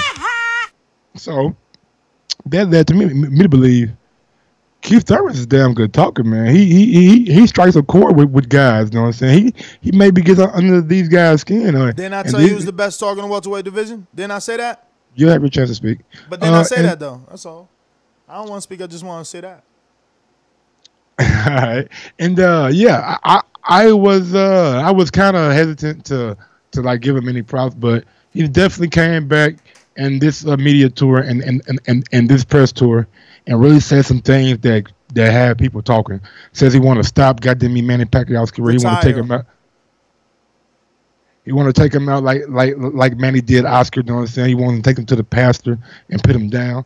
It's just a lot of talk. You know what I'm saying? And a lot of things that he said that have fans up in an uproar. He don't want to fight Earl till 2020. He's not fighting again until next year after his Manny Pacquiao fight. So it's been some good and bad. Shit. It's been some good and bad, you know what I'm saying? But definitely has the boxing world on a buzz this weekend. That's what I like to call the Keith Thurman effect. You know, I was like, yo, what does that mean? Because I see, what did I use a couple shows ago? Something like somebody effect. Oh, yeah, for Wilder, it was the Wilder to Mayweather effect. You know what I'm saying? So I'm like, yo, what is Mike trying to steal from me right here? I ain't get with you where you was coming, but, like, you right. He makes – I told y'all, though. He the best talker, bro. He know how to get under some skin. See, I don't want to go on a limb and say that. Call a nigga a bunny rabbit to get that flower. And then he got. He said, it wasn't that great either. Like the whole punchline wasn't that great because but it was good enough. It was good enough. It was West Coast. He used Tupac. It was good enough. It was good enough. Yes, it was, man. Let me go ahead and play that. I look forward to trading punches with the man and the living legend and the senator and any other title that's been given to him. But one thing's for sure, he's not walking away with my title. Believe that, okay? He about to get into, oh, shit, I need to do that. Nigga said, nigga, whatever other title y'all want to give him, you know what I'm saying? Don't even matter. It can be a goddamn congressman, be a goddamn presidential candidate. Whatever you going to give him, I'm going to put pause on that boy. Way he hops around in the ring, I'm not going to lose to no bunny rabbit. Believe that, okay? So, hey, man, look, he's not Tupac, but he does a little hip hop, if you feel me, he ain't Tupac, but he does do a little hip hop. Yo, and then Manny's just there with the smile. Manny, he making Manny tight, though. I ain't gonna front. Like, this could work two ways. This could motivate Manny to levels that maybe Thurman didn't want him to, but at the same time, I think that this fight has motivated Thurman. This has activated the old Thurman. I know someone called in and said, yo, I want the old Thurman, and we almost got him, but then when his energy is about Earl, it's different, and that's cool, but it ain't about Earl right now. That's why his energy is different. It's about Pacquiao right now and cementing that legacy because he was given that opportunity at the end of the day. If you can knock out Manny Pacquiao, yo, history books. They never, listen, they're going to compare this performance to the Mayweather performance. They're going to compare this performance to the Marquez performance. You got to make sure that you get mentioned between them names or above them names by your performance. You know what I'm saying? Don't end up being Margarito where this little man break your ribs and eye. You don't want that. Well, actually, it was backwards. Margarito broke Pacquiao ribs and Pacquiao broke his orbital bone. I gotta say one thing about what PBC and ESPN did this week and what what we are PBC and ESPN by having Wilder and Keith Thurman and Manny Pacquiao actually doing things outside of the norm. You know what I'm saying? We see him on Undisputed, see him on Colin Cowell, you see him on Speak for Yourself. You see these guys, you know what I'm saying, and they're becoming more and more marketable to the mainstream. You're gonna do a Fox pay-per-view. Use all the Fox resources, you know what I'm saying? Go ahead and use everything Fox has to offer. Don't cut your nose to I heard that saying go. And for Tyson Fury, great crowd chasing this week, brother. Great. You did an excellent job riding Deontay's wave in his coattail by inserting yourself in the media starting on Monday and ending to whatever you ended with. You did interviews with Michelle. You did interviews with ESPN. You did interviews with Radio Raheem. You really took advantage of what Wilder was able to do over the weekend, and you did some good cloud chasing. So I got to commend you for that. Yeah, man. I actually didn't like that. You know what I mean? You don't want to fight the dude. You call the dude names. You know, you make. I'm not agreeing with what he said. You ain't had your chance. I'm just saying, like, you ain't had your chance though. Can't you wait till I finish to come back and give you a second thought? The method behind it was smart marketing by the ESPN side. This motherfucker is terrible, bro. So yeah, man, I ain't respect it, bro. My man, like, come on, bro. You don't even want to fight him. you trying to make it seem like it's his fault. You call him a Dasa, but then he get a knockout and you want to associate yourself to the knockout. You want to talk about that's how you'll knock out somebody. Nigga, you ain't never knocked out nobody, man. Stop lying, bruh. Just over here clout chasing. You don't get no respect for that shit, man. Go get in there and knock out Daniel Schwartz like they think you gonna do, bro. Tom Schwartz. Yeah, Tom Schwarzenegger like they think you gonna do it. At least the betting line believes you gonna do it. I don't know if you're gonna do it. I really don't know. And that just goes back to like what I said a couple days ago. When you're able to get on TV and get on one of the major platforms, and for the casual fan who doesn't know the ins and the outs of intricate like details like we do, you're able to write your own narrative. You know what I'm saying? And that's a very, very dangerous thing. Now you got some people and some writers out here that actually think it's Deontay Wilder's fault that the fight didn't happen. You know what I'm saying? When we all know the truth of the matter. So again, sometimes, man, this marketing and this promoting dirty game, because you can rewrite stories for people that are really not knowledgeable and who are not willing to go back and do the knowledge. Just gonna take the guy's word for it. Yeah, man. If you're watching this on YouTube, don't forget to hit that thumbs up button. It helps with the visibility of the show, and it lets us know that you enjoy the content. Really quick reminder coming from our Patreon page, Carlito, I believe in the UK, letting us know that the 40 Days with Joshua versus Ruiz is out now on DAZN with Meek Mill, Rock Nation, and DAZN executive produced the first episode. You got some behind-the-scenes series available, so check it out both on DAZN and DAZN's YouTube. Shout out to DAZN for simultaneously always putting out their fights and stuff on their YouTube. So, you really don't got to buy DAZN. Like, they've been like putting everything on their YouTube channel, right? Is the Canelo fight there too? I don't know about the Canelo fight. It could be, but if you're the zone, you don't put that fight on your fucking YouTube. If they want to see the Canelo fight, come to that service. I see that everything they do ends I up see being on smaller fights on their YouTube. I don't see Canelo or maybe Pavek and AJ. A lot of their Canelo build up. Like their behind the scenes shit, all that 40-day shit, all that was on their YouTube too, but whatever. But real quick, we got some quick notes that I want to get to. Eddie Hearn, like Ness already covered that, has been invited to the AJ fight. We'll see how that plays out. And Eddie Hearn believes Deontay Wilder has been invited to the AJ fight. And like Ness said, he could be on the outside looking in. He could be being told this from John Skipper and not being the person that actually offered the invitation. So he should just send his own invitation, right? He should just ensure that there is an invitation. Instead of saying, I believe he's been invited, he should say, I believe he's invited, but I'm going to invite him. Take this interview as an invitation. Deontay, like, use your, be charismatic like he does. He knows how to be charming on camera. Deontay, you're invited. You know what I mean? Make sure he gets this Coogan, whoever he's being interviewed by, but... that's just me wishing on a star, man. And like Ness said, 40 Days premieres today with Anthony Joshua, so I'm definitely going to watch that. Shout out to my nigga H Money. We got on the DAZN social media, says 40 Days Anthony Joshua premieres, AJ takes over Miami. Yeah. I'm like... I'm going, really? Hey, getting jiggy with it. Hey, but we got the Olympic boxing remains, but the Olympic... IOC, what they stand for, some committee, International Olympic Committee, I could be having wrong, doesn't want the IABA involved, recommend they be stripped for the 2020 Tokyo Olympics. So we will have Olympic boxing, but the IOC is making a big push that the Amateur International Boxing Association be removed from the Olympic games. So we'll see how that plays out, but I'm glad to see that we will have Olympic boxing in the 2020 Tokyo Olympics.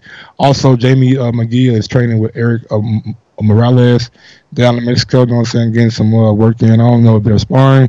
I don't know if he's just picking up tips, but definitely a good look for Jamie. And Freddie Roach thinks Pacquiao will destroy Thurman, and he feels that Pacquiao is just... He thinks Pacquiao may be a little bit too fast for me. He thinks Pacquiao is just on a different level of Thurman. But we heard Freddie Roach talk like this before. Last time we heard it was the Adrian Broner fight, and it seemed to be proven right. But Keith Thurman is not Adrian Broner, and I think Pacquiao will have his hands full. So destroy Thurman It's a big time headline in my opinion. Also, this weekend we have Fury versus Chris Norred in a 12-round fight, and we have the only girl to beat Clarissa Shields in amateur boxing, Savannah Marshall, in a 6-round fight, but her opponent is TBA. So excited to see what Savannah Marshall has to offer. I really haven't seen much of her as a pro, but I am going to be tuned in this weekend to try to see her on YouTube or on a replay. Robizi, I don't know if I'm saying right, Robizi Ramirez has signed to Top Rank.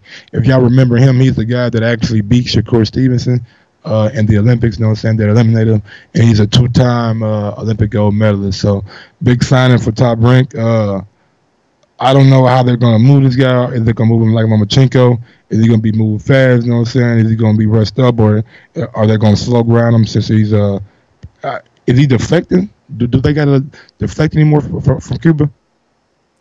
Yeah, they still got to defect.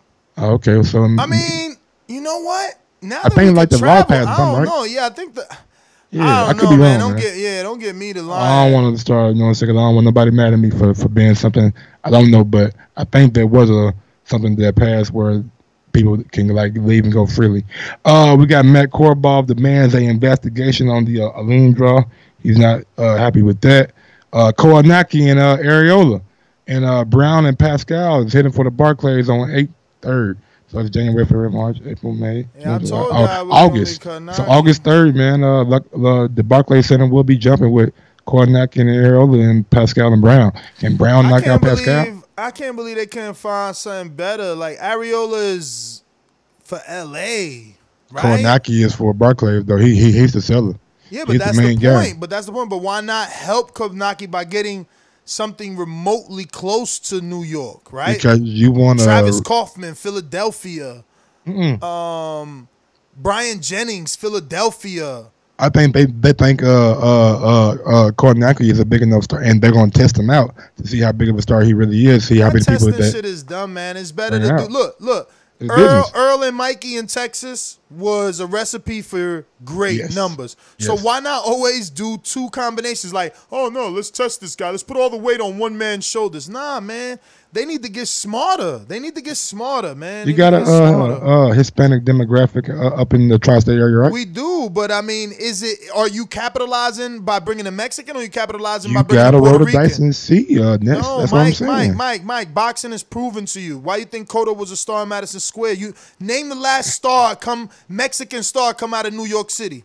I don't know. I'm not saying Name that. the last Mexican star to fight in New York City. I know there's a blueprint in boxing. I totally understand that. But with the advent of social media, man, the game has totally changed. You can't just keep on doing the old tactics and expect fans to be excited about it. I think this Kownacki and Areola fight is a good fight and could possibly bring out that Polish community like Kownacki always does, and possibly have some Hispanic people there to support Chris Areola. All right, what's the Polish rivalry, right? Like, again. And then Marcus Brown is from Long Island, you know what I'm saying? He's going to bring people in too. Again, putting all the weight on the A sides when you can and be then you smart. got John Pascal from Canada coming right on down to you. Y'all want to come and support John Pascal? Y'all right there beside us, man. Come on down. Putting all the weight on the A sides when they can spread that evenly between A side and B side. That's just smarter in my opinion, but whatever.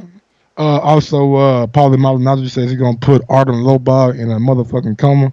But I didn't hear any people with an outcry about that. Though. Who the fuck is that guy? It's a bare knuckle brawl, you know what I'm saying? It's going to be a fucking massacre, man. That shit is brutal to watch, but definitely going to check him out. And Paulie was going in on this guy. I'm glad to see Paulie back in vintage form, man. Paulie was going in on this guy the whole press conference, bro. Paulie is a fucking... this shit to get a real fight. Yeah, Paulie the legend, man. Big up to Paulie, man, for the legendary mouthpiece. Canelo leaves the door open for a fight in Mexico in 2019. That was kind of surprising to me, you know what I'm saying? But I think that's definitely a good look for Canelo fighting down in Mexico. You know what I'm saying? Given that the people, the possible, hopefully it's a stadium fight. You know what I'm saying? If they do a stadium fight, I think Canelo could pack that bitch out and have that support of the whole Mexico in that bitch, you know what I'm saying? So definitely a good look. Hopefully they can make that happen. I would be very excited to see if, you know what I'm saying, possibly, you know what I'm saying, travel to that fight. I've never been to Mexico before, so I thought going to Mexico for Canelo fight would be major. So the zone. I would love that, bro. I know they did the Jaime one out there, but I would actually like the opportunity to go see a fight, a Canelo fight in Mexico. I would go cover I'm eating all the beef. You know what I'm saying? I would cover it. I really would. I'm eating all the beef, homie. Computerize me up.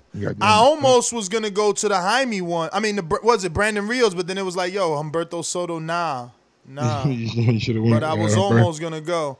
Joseph the Mastermind says, Border Wars Mexico. Yo, word is born. Like, it'd be more than that, bro. It'd be the reunion. So I would stay at a resort and everything. I might not make it to the fight. Pesos and shit, you know what I'm saying? Probably cheap. And like I said earlier, Cletus Seldon versus Zab Judah is for the NABA title. So Zab Judah is back in action, you know what I'm saying? Daniel Franco files a lawsuit against Rock Nation and Jay-Z. Daniel Franco suffered an injury, I believe, on the contract with Rock Nation, and he's going after them. So, man, best of luck to you, man. You know what I'm saying? I don't really know what the legal ramifications are, but hopefully you get whatever is due to you. And George Foreman thinks AJ and Wilder will be the biggest heavyweight fight of all time. I don't know if he meant like oral-wise or if he meant monetary-wise. We definitely know that this fight, monetarily-wise, is getting to the point where it could be the biggest heavyweight. Yo, I just want to say I really like how PBC has been associating the heavyweights of the past with the boxers of today. They gave Lennox Lewis a job every time there's a fight. Even Canelo brought George Foreman out. I was going to say, shout out Golden Boy too, because they did the exact same thing. We had Evander. Yeah. We had Julio Cesar Chavez Sr., Lennox Lewis, George Foreman. Yeah, so, just really impressed with boxing and, how they're trying to help the fans of yesterday see that these boxers of today are just as good. We got a super chat from AJRX. Says Spence and Crawford look like the best, only in the ring, but Thurman looks and sounds like the best in and out of the ring. You already fucking know. Damn. That's right. What is going on? What happened?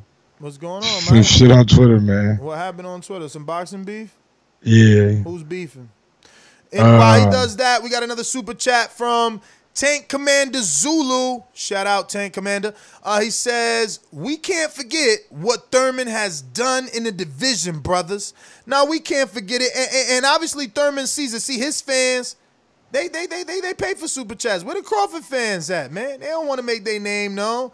Like, Thurman fans, they want to be heard. They proud that their man is out here talking that talk, walking that walk, unifying what others ain't done, fighting Pacquiao what others ain't done. You know what I mean? Oh my God, this is fucking. What's going epic, on, bro? Man. You ruining the show with your one-way smile. Oh man, Rob and Matt and Enrique going in on Twitter at each other. Rob, Matt, and Enrique. Yeah. Come on, dog. Let's go. We got no more super chats. Anything else on the docket before we open up the phone lines? That's it on the docket, man. All right, well, let's do it. If you want to call in, you know the number to call in, 1-425-569-5241. Press 1 one time. Voice your opinion right here on the Voice of the People hotline. And don't forget to add Nestor Gibbs on Skype to be part of the conversation. And voice your opinion, man. Let's get to these sponsors and then our callers. Tell the truth. Remember to rate us 5 stars on iTunes. These calls are brought to you by El Camino Electrical Services, experts in electric vehicle charging stations. For consultations and turnkey installation, visit us at elcaminoelectricalservices.com. Mastermind Joseph in Texas, talk to me. What's going on, fellas? I just want to talk about the Devin Haney Floyd Mayweather comparison. And it's all good and nice to be compared to Floyd Mayweather, but at 22-0, Floyd was already defending the title for the 4th time. And he had within 3 years he had already had 22 fights. Floyd was a grinder. People remember. Devin Haney don't have the Olympic background that Floyd has. I understand that, but we're talking about Floyd was a hustler. He was getting after it, man. He didn't have the money that Devin Haney has. See, that was Pretty Boy Floyd we're talking about. You know, the guy that was beating up on Gennaro Hernandez and DeMarcus Corley and the fight Castillo. That's Pretty Boy. Emmanuel Augustus. That was all in his record when he was in the 20s. And Floyd was a killer back then, bro. Floyd was a killer. You know what I mean? He was putting people down. And he was grinding. He was building himself. You didn't really start to see Money Mayweather. The first bits and pieces of that was like the Arturo Gotti fight. You know what I mean? He had to earn that. He had to build that. And his style changed, too. He was more aggressive in the beginning, and he became a slick fighter. And it's no disrespect to Devin Haney. He's got a lot of potential. He's a great fighter. But I just don't see him having that same, you know, people think of Mayweather now as this baller, but he didn't start that way. He came from nothing, and he earned that, and he built that. So, you know, let's just take it easy on the next player. He has potential. He has potential, but Floyd, man, people got to remember the young Floyd. Floyd was vicious, and I think he was a champion by like 18-0. So, it's a good comparison. Don't get me wrong. Who wouldn't want to be compared to one of the greatest of all time? But to me, I just don't see him having the drive that Floyd had. Floyd was fighting like every month, you know, 4 or 5 months straight at some point. You know what I'm saying? But that's my call. I'll boomerang back on another subject here in a bit. All right, man. Great call, Joseph, man. We appreciate you calling in, brother.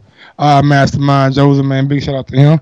You know what I'm saying? In that mastermind chat where everything goes down, you get some privy to some motherfucking access to some off-the-book TBV shit. Yes, sir. Let's see. We got Marcus.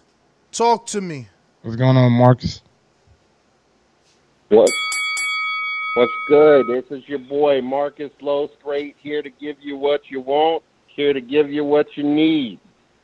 We got to stop using the Floyd situation because it's almost becoming like the Jordan, LeBron type of situation. Anytime anyone wants to put, you know, people up there with Floyd, you know, we put them up there too early. Haney ain't on no Floyd trajectory. If there's any boxer right now on that trajectory, it's gonna be Deontay Wilder. We gotta stop doing that. We gotta stop putting these young boys in that Floyd category because, like the caller previously before said, you know, Floyd put in a lot of work before he got to that point. And there was a lot of times dude wasn't selling shit. He couldn't sell a paper bag in his prime, you know what I'm saying? But that's my time, gentlemen. I'm out. I'm on to the next one. Got some real quick breaking news right quick. It seems like Jay Prince is now going to be the manager of heavyweight prospect Tony Yoka. I got an Instagram caption right here from the legendary Jay Prince himself. Let's welcome Tony Yoka, the 2016 Olympic heavyweight gold medalist from France, to the family. It's an honor and a privilege to be his manager. Now you have been put on notice that the future heavyweight champion is coming for all the belts. Hashtag Prince. Go ahead. I'm sorry, I didn't know you was not done. Hashtag Jay Prince. Hashtag the art and science of respect. Hashtag Jay Prince boxing. Man, yeah, I got to buy the art and science of respect. His book, man. He got some good ass stories in that bitch. I bet. Jay Prince is a legend, bro. You know that nigga been indicted like I think 9 or 10 times and they never lost an indictment. You know what I'm saying? So big ups to Jay Prince, man. Look for him to sign to Top Rank. They need heavyweights. James Prince and Andre Ward deal with Top Rank. They got Shakur over there. They got Brian Jennings over there. Look for Yoka, who hasn't been getting any U.S. TV time, to sign to Top Rank. Remember, you heard it here first. We got Troy Baltimore. What's going on, Troy? Hey, how y'all doing? Oh, I'm glad to see our kissing made up, man. That's good. What you talking about? What happened? Since you mentioned Thurman, I didn't hear you. But so what you talking about? What happened? Thurman, Huh? What Since happened? you mentioned You talking Thurman about and kissing made up? Pacquiao. I'm trying to figure out like, what you trying to get to. I'm talking about earlier this morning, man. The first show where y'all were just going Oh, back and forth. nigga, we having a conversation, a debate like normal. Ain't nothing to be kissing made up about. Nigga. You move on to the next show. That's how real men debate. You know what I mean? We don't pack our bags and go. Nah. Okay, but anyway, since you mentioned Thurman, I'm going with Pacquiao, man. Honestly, I see chinks in both their armor. Then Troy trying to make nigga predictions 10 weeks out. He's fucking. I seen all I need to see. You ain't got to see no training, no weigh-in, no nothing. I'm just giving you my opinion right now, so I don't have to worry about it later. But Pacquiao, like I saw in his last fight with Broner. No, man, because ain't too much going to change at this point in his life. When I saw last time with Broner, he was, like I said, he was a little bit gun-shy, and he was a little off with his punches, even though he still packed up punches. When he was hitting Broner, he was moving them. He wasn't just hurting them, but he was moving them. And then what I saw with Thurman is that his timing is off, and so is his distance. He couldn't get away from the punches, whereas before, you take a slight step over, and he's gone, right? He just couldn't get away from whoever he's fought last time, his punches. And I think because of something he said in the press conference, he said that Floyd only won like 7 rounds of fight and then blah, blah, blah, blah, blah. I think he has that mindset now that he could win X amount of rounds and then he could just go on cruise control. I think Manny's going to push the fight to him. I don't think he's going to push the fight to Manny. I just have this feeling that Manny's going to push the fight to him and is going to make him work a little bit more than he wants to, which sounds crazy because Manny's the elder statesman, but that's how things work out sometimes. All right, gentlemen, I'm glad to see y'all made up. Wonderful. Goodbye.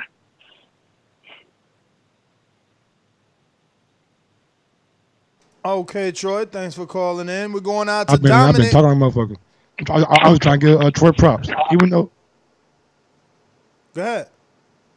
Even though we give Troy shit, you know what I'm saying, on a constant basis, he calls in and shows that he has tough skin too. For sure. Dominic, Seattle, talk to me. Yo, what's good?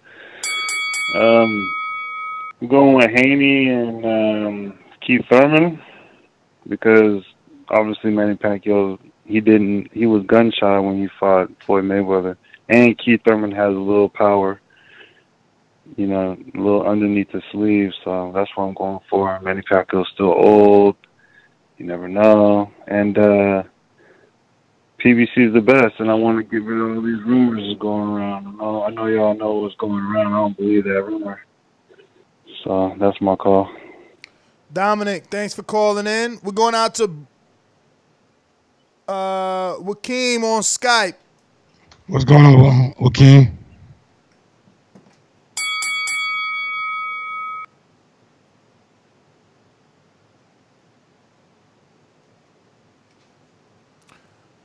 Joaquin going once. Wilkeen. Going to Brandon on Skype. What's going on, Bree? Before I start, man, I want to give a shout out to NO from this morning. Bruh, I be in and out my truck at work, so I don't get to really hear the morning shows all the way through. So I was listening to the playback. When he say that nigga Keith Thurman played the flute, bruh, that had to be some of the funniest shit I ever heard in my life, bruh. Shout out to him for that. That nigga said Keith Thurman played the flute. That shit was hilarious. But nah, man, like somebody earlier alluded to, as far as Keith's skills, man, can't nobody deny that he's right up there with Bud and Nero as far as skills. But like most people think, is we questioning his heart. Is his heart in the game still? Because he's already saying after this fight he need to let his body rest and he want to take another break. And it's like, dude, you was out for 2 years. The last thing you need to be talking about is another hiatus if you was really that hungry to get these straps. So I just don't know if he really got that drive no more to go out there and beat a guy like Bud and beat a guy like Earl, because you can't be halfway in, halfway out and beat those type of fighters. They talented. So that's my opinion. I still think he's gonna knock out Pacquiao, but I wouldn't be surprised if he retired, win, lose, or draw after this. That's really it, man. I just wanted to give a shout out to NO for saying that nigga played the flute. And y'all have a good night, man.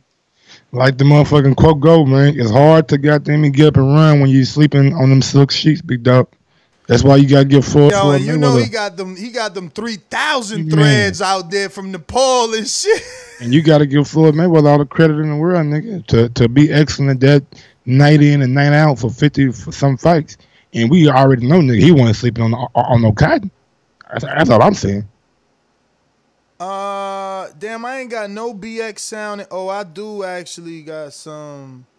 Bronx Bomber. I ain't got no Bronx because actually 50-50 from Jamaica. We ain't got no Rick BX Queen. shit. Who from BX? Cardi B? Oh, ain't she from Cardi? Ain't she? Yeah, she from Bronx. That's not a good intro for my man Castle Hill Gil, the mastermind from the Castle Hill Hill need to holler at motherfucking. I mean to call you back, Castle Hill too, man. Goddamn, I was trying to figure out. Family, this your boy Dollar. If you want to beat like you heard on the show, hit me up on Instagram at Dollar DiBiase. That's DOLLA_DIBIASE. Let's Yo, get it. holla at DiBiase, man. Get yourself an intro. You a mastermind. You got to come up. I was in trying here to stay with my style. nigga Castle Hill for a couple nights because I want to stay with Nesta the fight day. You know what I'm saying? And do the live fight chat from your house and just go to the airport the next day. Yeah. You know. So I'm trying to be comfortable for my fight. You know what I'm saying? I'm trying to, you know what I'm saying, getting that boy edge.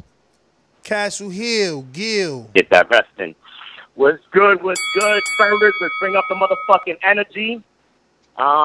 Excited about that Pacquiao Thurman. They both looking at each other like they food. We're going to find out who's going to eat who. You know what I'm saying? Like, Austin, no doubt, Trout this weekend, man. Give my man that support. He's been in there with everybody, never touched nobody. Took on the best of the best and made it close with everybody, man.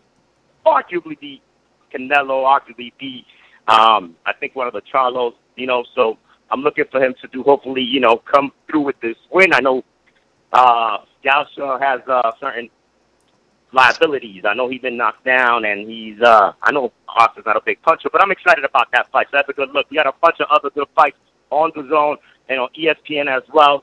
That's going to be exciting.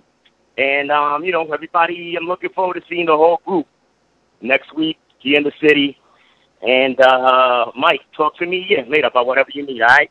Yes, sir, man. I appreciate you, man. Matter of fact, bro, I appreciate the whole goddamn Border Wars gang, bro. Everybody in the TBF family chat, bro. I know we talk a lot of shit to each other, but I do generally, and I know I don't be in the chat a lot, but I do appreciate you guys, man. You guys are pretty much the backbone of TBV. Like we all know, man, it's much more than just listeners and callers, man. We are really, really, really like brothers. So big ups to everybody in that TBV family chat, and big ups to my guy Stainless. You know what I'm saying? I can never forget you, homie. Yeah, man. Damn, yo, I wonder if Stainless is coming out for this one. I think he said he was. I hope so. Listen, man, if anybody's going to be out for the AJ fight, make sure you get in contact with me. It's going to be a hectic week, so reach out to Mike as well. Yeah, just hit me up and I'll patch you through. And make sure that, you know, we get in touch because it's my birthday on Friday. We going to chill.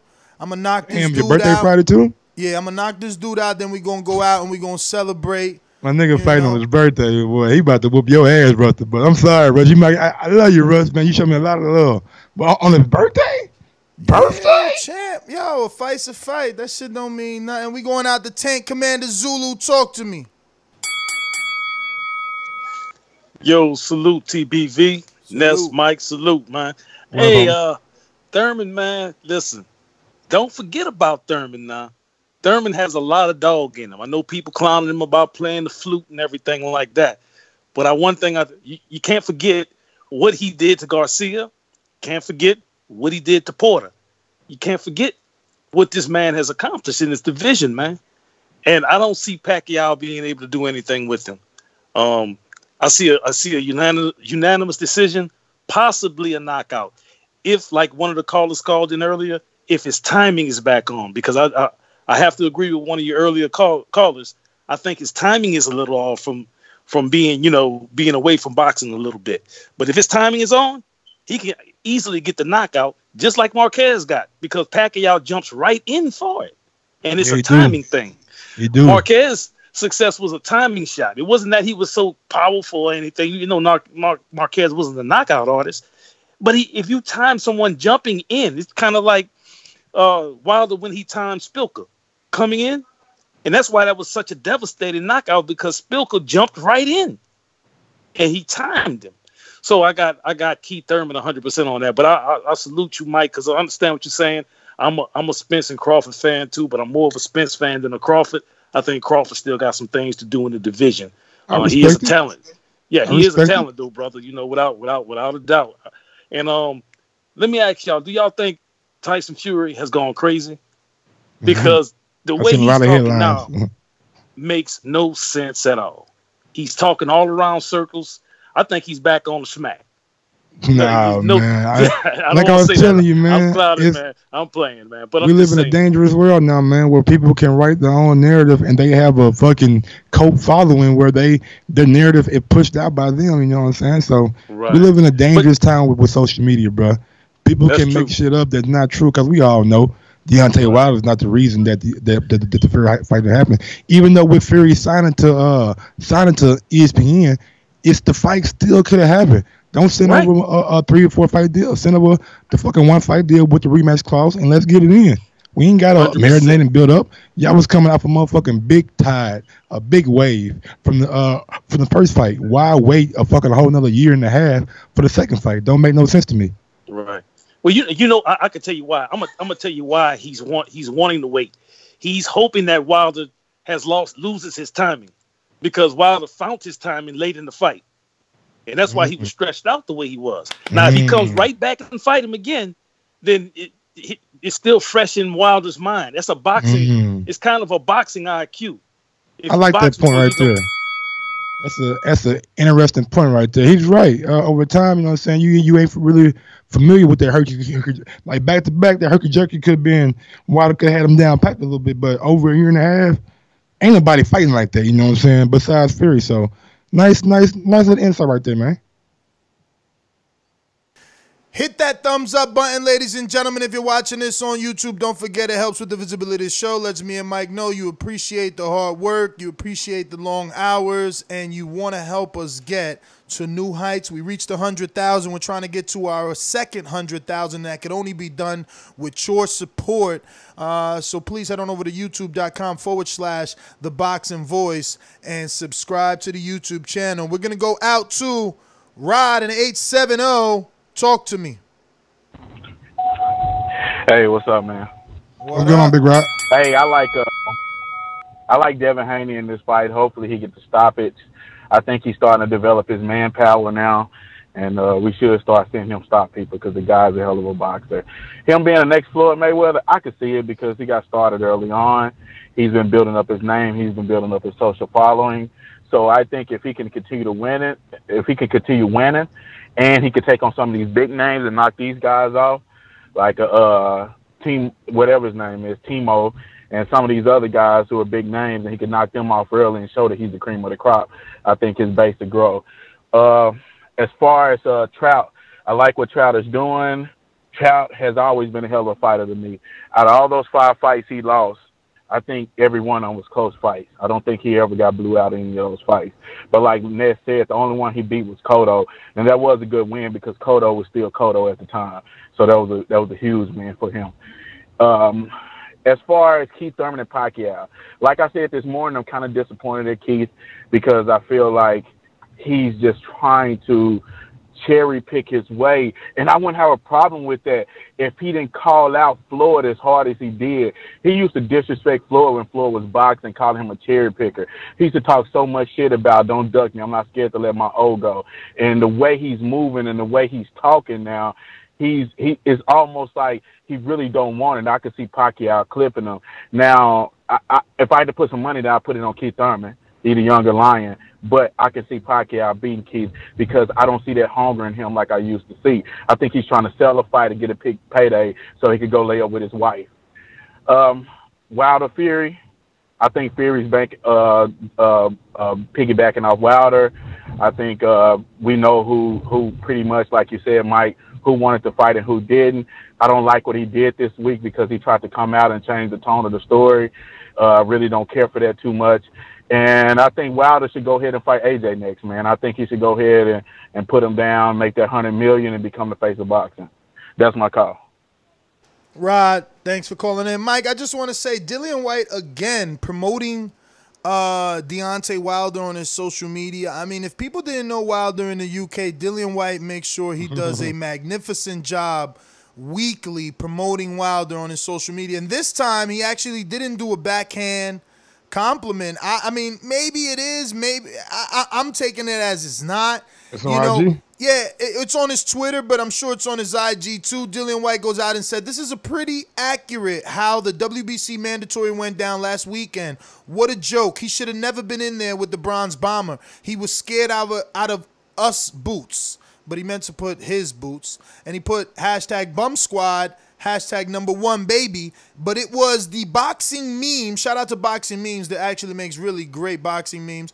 They did the Friday Debo when he hooks off on the dude when the dude comes back for his bike, but he put faces of Brazil, Fury, Dillian White, Wilder. Wilder's obviously Debo. Brazil is obviously the dude that gets hooked over the fucking power line. But yo, AJ's playing dice. It's funny as hell. You gotta watch it, man. I retweeted it on my own IG so you can watch it. I got one, boy. I ain't gonna tell nobody about it. I got one for us. That's pretty much a little bit tougher than that one. You know what I'm saying? My nigga hit him one time. He went straight to the ground. Shout out to V for Vendetta. If anybody seen for V for Vendetta, the elevator scene when my guy in the mask knocked that nigga out with that one punch because he smacked the girl with the motherfucking gun. Yeah, I like that. I'm lost, Mike, but yeah, man, you don't watch movies like I watch movies, man. I'm lost. But guess what? It's time. Uh-oh. It's time. Uh-oh. BoxingVoice.com. It's money to shit. Working that wrist. Ballin' like Swish. Diamonds wet like a fish. Pull up with them sticks. Come fuck with the clique. We fucked on your bitch. She sucking the dick. She did it out. I'm whipping the work. Whipping the work. H Money, what up, baby? What up? Sir. Yes, sir. It's your boy, H Money, Mr. DAZN, and that's you right. It is time. It's Devin Haney time. You dig? Let's go. It's the debut. Let's go. Devin Haney, the next Floyd Mayweather. And y'all want to say H Money said it, but guess what? Floyd Mayweather Sr. said it. He created the shoulder roll, the original Mayweather, the one who started it all, his trainer since 8 years old. What about that? He said it. You know what I mean? What about Devin Haney being the Sugar Ray Leonard? Sugar Ray Leonard at the fight. He on the zone. He there to support him. Meek Mills, Anthony Joshua on the zone. Let's go. Let's talk about it. 40 days out now. Everybody watch it. The greatest rapper in the world, Meek Mill, Rock Nation, Jay-Z, the greatest rapper of all time, H Money, the best caller of all time. Let's go. Let's do it. What's up, Moss? What he do? It's Haney time. Devin Haney. Let's go. How Devin Haney going to win, man? By knockout or by points? Eddie Money. Hey, he gonna catch a body like Deontay Wilder, and Deontay Wilder's gonna be on the zone next. Clarissa Shields coming, the greatest woman fighter of all time. She fought on the zone before. Let's go. E Money, Eddie Hearn, the Boxing Boys, Lester Gibbs, Michael Gross, the Souls, the Bows. Let's go. H Money, the Rookie of the Year. Let's go. Motherfucking H Money, this shit working everywhere. Hey. Yo, we got a new caller. If you know that you're a new caller, we assuming you are a new caller. 509-792. 509-792. First time caller. Who this is? State your claim. Talk that shit, man. This ain't no first time caller. I called early. Cesar Yanis. Oh, shit. We got you now, though, Caesar. What up, Caesar? Caesar.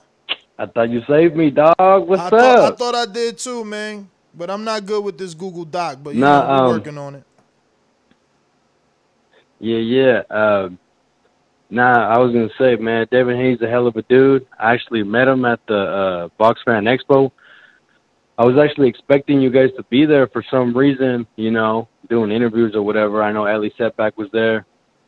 But, yeah, I didn't catch you guys there. I was kind of hoping you'd be there. But, yeah, he's a cool cat, man. He's a real down-to-earth kid, real humble. Definitely a cool dude. I'm rooting for him in this fight. I hope he has a spectacular debut.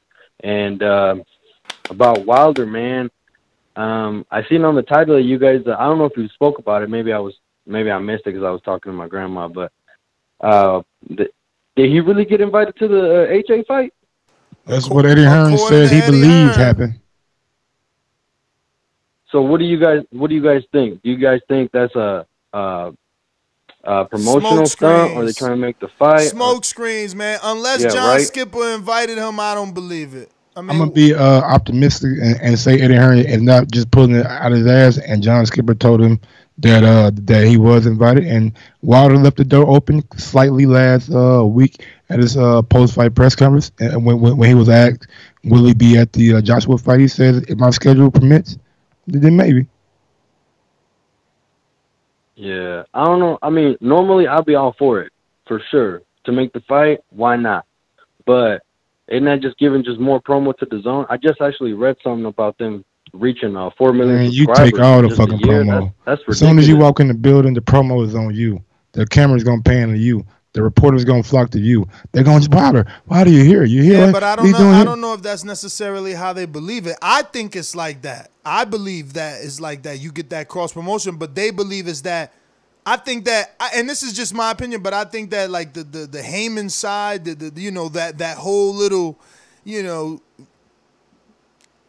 decision-making room feels that they would just be giving more promotion to the other side. Because think about it, like, why wasn't Wilder at Canelo fight, bro? Like, why weren't you at that fight? That's the biggest coverage and international coverage of any U.S. fight. That really has nothing to do with you. See? That ain't. But the AJ fight kind of does have something to do with you though. A little bit more than Canelo fight too. I hear you. But I mean, if you're Heyman, I mean, you gonna advise him to do what's best interest of him and to make him that much bigger of a star in personality. And I'm just being optimistic, but like if you go, I'm pretty sure they're gonna want to try to get you on camera, do an interview with you, and blah blah blah. Yeah, and that's something that the other side might not like. So the other side might not like you making their platform bigger. I don't know. How you making that platform bigger? You don't announce you're going. You just say okay, maybe. You know what I'm saying? If I'm in just New by York, showing up, then you fly down on the same day up. Showing up, yeah. Hey, but listen, y'all, I appreciate the work you guys do. Like I said before, man, you guys do a phenomenal job. I'll be in the chat, man. It's almost disrespectful, the amount of likes that I be seeing on this, man. I see more than double the people in the chat and not enough likes, man. I don't get it. They in there enjoying the show, but they ain't appreciating it the way they should be, man, for real. Smash that like button. Stop hating, y'all. I'm out. Appreciate it, Caesar, man. Thank you for calling in. We got more callers on the line. I'm going to try with Keem on Skype one more time. You available, champ? With Keem, what's going on Skype? What up? Did y'all come to me before? We came to you, but you was gone. Well, you know we never leave a man down or behind. It's all good, homie. My fault, y'all. But you know what I'm calling in for, man. Simply the rep for Florida, rep for Thurman, 147-pound king. Going to run through Pacquiao. It's a shame because, Pacquiao's a legend, but we about to see him get beat down. I'm glad to hear today there was a lot of people who still remember, still recognize Thurman as the true champ at 147, the man at 147, you know what I'm saying? And then I was excited to hear y'all mention, Tarver Jr., who's also from Florida, from actually Daytona Beach, same county I live in, and his father, of course, the Florida legend. So, just simply calling in to rep my Florida peoples, man. I feel like we don't get enough credit out here. We don't get enough fights out here. Y'all niggas crazy to me, that's why. Crazy ass people down the floor. Is, bro. That's how we rock. It's just how it is. But, Cotto was a star in Madison Square Garden, but he came and fought at the Amway. He fought Devin Rodriguez. And I was there, and that place was swamped. I'm talking about absolutely packed to the brim, bro. When he knocked Delvin Rodriguez out, the place went crazy because, you know, it's a huge Puerto Rican community out here. So, you know, we got a fight coming up this Saturday I'm going to be at in Kissimmee, but we need more fights in Florida, man. And Thurman, you know, he's from around the way, St. Petersburg. You know, you go to St. Petersburg right now, you're going to run into Rinky Wright. You'll run into Thurman. You'll see these dudes. These are real dudes who be around. And, you know, Thurman, he really need to bring a fight to Florida, bro. Like, hopefully he hear this shit or this will get to his people. It's like, he's got to bring a fight down here, man. The Amway is screaming for him, bro. He big time. It's hard. Bro, it's hard. Right now, Amway. with his trajectory, what fight could he possibly bring down there right now? I mean, at this point, I think it could be almost any fight, bro. Like, what? It's Thurman. You crazy, Thurman. bro. Listen, and, his bro, schedule... the boxing community in Orlando is big. Yeah, there are so many Puerto Ricans out here that watch boxing. Is outrageous. Kim, his schedule is Pacquiao and then Earl. Like, how you going to Florida? I feel you on that. I feel, yeah, him and Earl, there's a lot of other better places. I feel you on Not that. better, just they going to pay more. Yeah, that's what I'm saying. It'll be better for them. You know what I'm saying? I understand that. But I mean, damn, slide somebody in there after Earl get a tune up right there in the old man, or right in Tampa, man. They got a couple nice setups right there in Tampa, man. I'll drive. It's nothing. I'm about 2 hours from Tampa. Like, we need some big fights out here, man. But we that's really, where really Thurman do. did Collazo, right? Wasn't that Tampa or where was that? Thurman Collazo. I don't know. I don't think that was in Tampa though. I don't believe so. I'm not sure, honestly.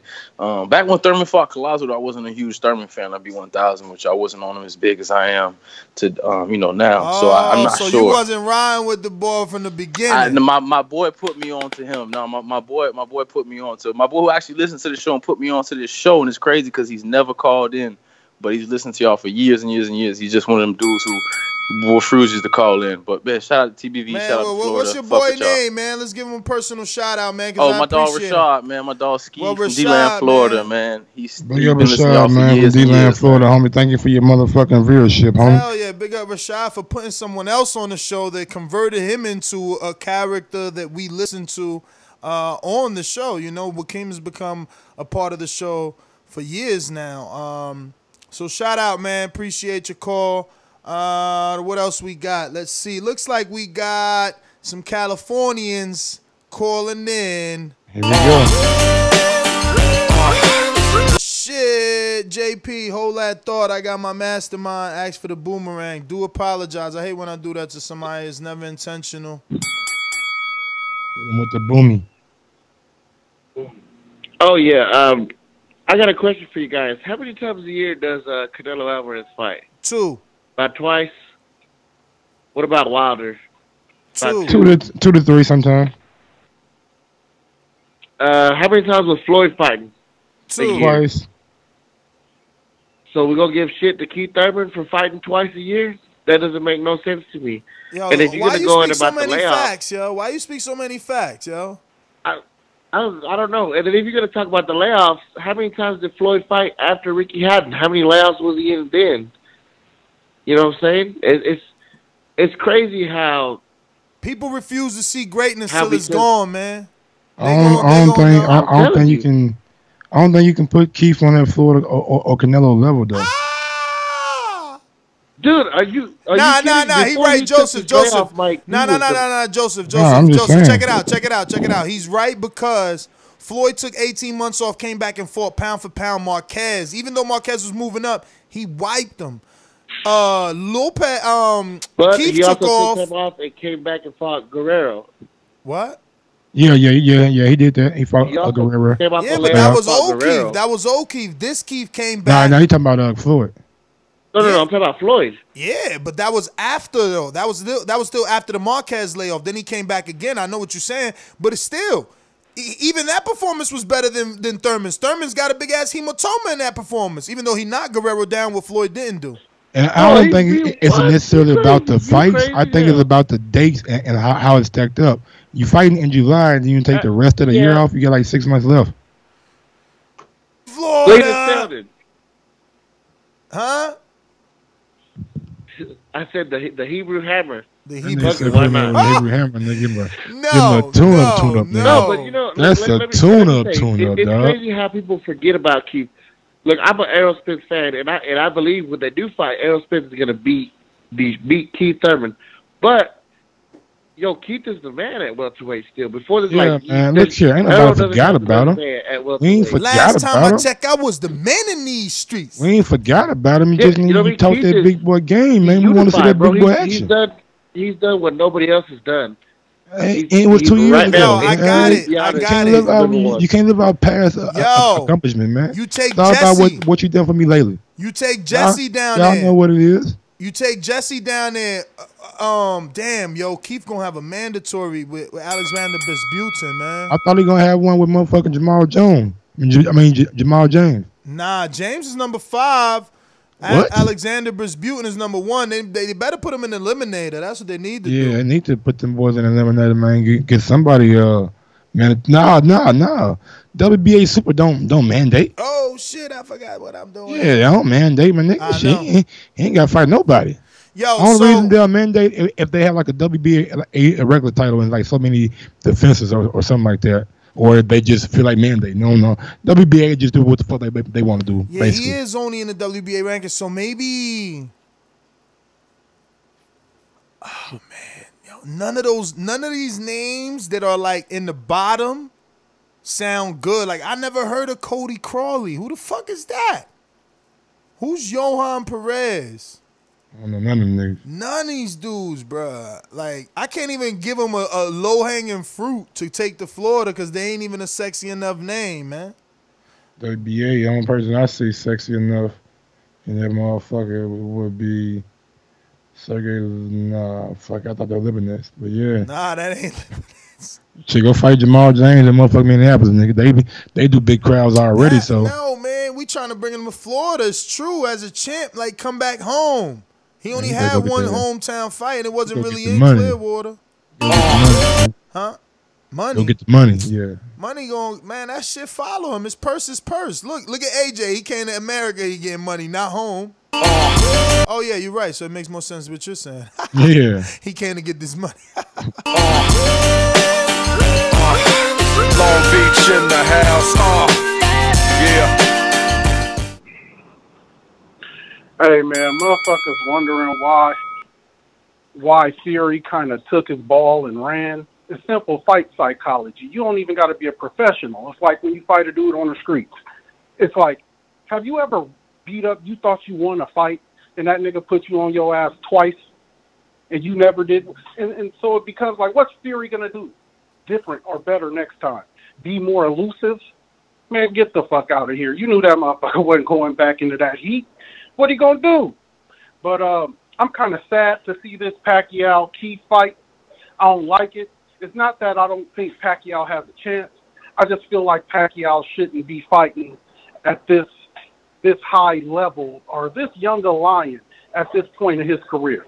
Pacquiao could have retired. You know, most people. Pacquiao was fighting Eric Morales and Antonio Barrera. Those names. That's from the last decade.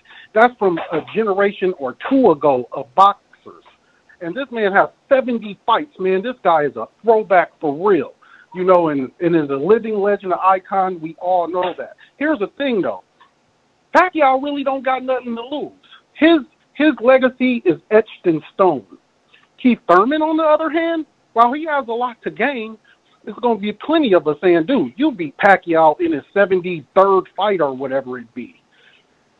He'll still gain some notoriety, no doubt. But if Keith loses, for one, Pacquiao becomes, that catapults Pacquiao to possibly top 10 conversation. You know, maybe in some people's book, top 5 conversation all time. Keith, on the other hand, that motherfucker goes back into some, you know, it's set Keith's back quite a bit, man. So while we all think Keith is about a 70-30 fight as we favor Keith, we could all see Keith losing. That's a part of the thought process with this fight. And he has the most to lose, man. Keith has tons to lose. As far as Trout and Goucher, I don't like this Trout disrespect. And I'm with the notion that Trout has been competitive in many fights and arguably one fight the last time we seen Trout. If that was Charlo, that's still a good Trout. Goucher, highly touted, motherfucker never amounted to nothing. I think this dude was one of the first fighters that was showcased when PBC came out. So this dude is Tavares Cloud his ceiling is Tavares Cloud. So nothing to see there, man. I'm hoping Trout brings that one home, and I think you'll see Trout back in another championship level fight. That's my call, family. Good call, big dog. Appreciate you calling in. Who we got on the docket Great next? call, JP. Great call. Mr. Info Joe. This portion of the show we call In the Mr. Know, Info Joe. presented by my brother. Info, what it do? Yo. Hey, man, you know it ain't no show without Info Joe in the building. What up, Ness? What up, Mike? Yo, What up? put me down for Devin Haney. The kid got a great trajectory. I wouldn't say I can't. I'm gonna say this: he's gonna be Devin Haney. He's gonna be a great fighter. It'll never be another Floyd Mayweather, like it'll never be another Muhammad Ali. Yo, put me down for Trout and. Hey, yo, I would love to see the King of Wakanda, Bomb Squad Wilder, go to the AJ fight, man. We have never seen these dudes next to each other. I just want to size them up. We have never seen them in the same room together. That'd be epic for the build-up. Yo, man, I can't wait for all the Thurman haters. I can't wait for him to shut their asses up. Yo, if you took Pac out of the picture right now, out of the current welterweights, the young Lions, who has faced more ex-champions and champions, undefeated fighters? Thurman, he's been gone 2 years, and neither one of Crawford or Spence has moved the needle. Is that his motherfucking fault? No. Why they ain't fought none of the other guys? No. Y'all will put the fucking blame on him. Yo, when Thurman goes in there and beats Pac, y'all still gonna hate on him. Y'all gonna say he old, but what it is, Spence and Crawford fans are mad because they didn't get the fight and Thurman did. Yo, boxing fans, man, we the most hatingest fans, man. You look at Floyd. Floyd undefeated, and this dude still call in and still hate on Floyd. It's Wilder gets knockout after knockout. Dudes still call in and hate on Wilder. It's like we are some fickle motherfuckers, man. You know what I'm saying? You can never be. You can have an excellent performance, motherfuckers, that tear it apart, man. Or Spence, you know what I'm saying? So we got to pump our brakes, man. We some. Let alone let a motherfucker have a bad performance will still win, or let alone a motherfucker lose. We throw them motherfuckers away, man. We full of shit. I'm gonna say we. I'm gonna include myself in it, but that ain't me though. You know what I'm saying? Yo, but hit those thumbs up. You're listening to the #1 pound for pound boxing podcast, TBV, in the motherfucking building. Hate him or love him, hit those fucking thumbs up, man. This is great content, great show, and I can't wait for Border Wars. Peace, family. Yes, sir. Big ups to you, Info Joe, man. Let's get this shit going. Smash that thumbs up, man. We about 44 away from 200. Corey, talk to me. What's up, Ness and Mike? Can y'all hear me? Yes, sir. Yes, sir. It's been a minute since I called in, man. Like I said, I just wanted to weigh in on the Devin Haney thing, man. Like I said, man, I've been watching boxing for years. And like I said, that boy got a whole bunch of talent. But to compare him to Floyd, it's not fair, man, because a lot of these cats can't live up to them expectations, a la Broner. So, you know what I'm saying? But I think that he'll be successful. The only thing that I don't like that he does, man, he drops in hands. And he's very fast, but he don't sit down on his punches, and that's just my thought on that. But I've been following dude. I'm a big fan. I wish him nothing but the best. He kind of got Floyd Senior kind of helping him in, so they might, you know what I'm saying, kind of feed into the narrative. And then I want to touch on, man, the Keith Thurman thing, man. And I want you, Ness, hey, they don't forget about that boy, man. I've always been watching Thurman, man. Like I said, I remember when he knocked out the left-handed dude that was a slick fighter from Puerto Rico some years back on HBO with the body shot. I can't think of who his name was. Maybe y'all can think of it for me. But like I said, I've been watching him since he laid him out. And And like I said, he's gonna crush Pacquiao. If he sit down, and he another one too that late on in fights that won't sit down on his punches, man. So like I said, man, I hope he stretch out Pacquiao, and then in the fall, man, he'll wind up with the winner of Spence. Well, whenever it happens, he wind up with the winner of Spence and Porter, man. And like I said, just like everybody else, man, love the work that y'all do. Y'all just keep it 100. And Mike, I'm from the South too, man. Hey, man, you gonna have to do something about that Crawford bias, man. It's a bad look, man. It is what it is, homie. Thank you for looking, though. But like I said, I feel you though. I like you, man. But you know what I'm saying? Sometimes, man, it can cloud judgment. And I ain't gonna lie, I'm a light skinned nigga, so yeah, of course I'm gonna side with Ness, man. But that's my tone, man. Of course, man. I knew it had to be something, nigga. It couldn't just be logic. Y'all continue the great work, man. I love both of y'all. Even if I'm at work, man, I find time to catch y'all like once or twice a day. I'm gonna start calling there more, man. Peace out, man. Good luck to y'all. Thanks for calling in, you, homie. man. Appreciate you, man. Thank you for calling into the show and being part of it, obviously, man. We appreciate everyone that called in. Man, don't forget, man, this weekend, just great boxing. Don't miss out on it. ESPN, DAZN, Fox Sports. It's everywhere, man. Catch us tomorrow for our betting show. The lines are going to open. We're seriously... Castle Hill Gill. Bring Castle Hill Gill back on before you let him go. All right. We're seriously going to do 2 betting shows. I think that Saturday show after the Border Wars show makes the most sense. It'd be all bad for me this weekend. I don't got no parlays this weekend, big dog. Why? You ain't get that identity theft. Shit. What you mean? They stole your account? No. My card. We'll talk off air. Castle Hill, talk to me. Yeah, I'm going to close this out for y'all, man. I'm over here smiling, man. Great show. I just want to say thank you to all the callers as well, man. Everybody, including the haters. We love you, Troy, Brandon, you know what I'm saying? And, of course, Info Joe, the man, motherfucking legend. Another thing I want to touch on, I used to always call in and rep Puerto Rico. So everybody from Puerto Rico, I know we got listeners out there. Look out. Pedraza, Cintron, call in, y'all. You know what I'm saying? We'd love to hear from y'all. Florida, I was the one that covered that Delvin Rodriguez against Cotto fight, man. There's a good atmosphere out there. I really hope not only Florida, that some of these smaller cities get more fights. You used to always champion for that kind of stuff, but you was always fights that nobody could afford, the Vegas or the New York. And, I think that's something that we always got to keep in the forefront. It's important for all of us to be able to enjoy fights live as hardcore fans. And I'm going to make my picks, and then I have one last message for the heavyweight champ of the world, the greatest heavyweight champion, and the American heavyweight champion. My picks are Haney, Trout, and Herring.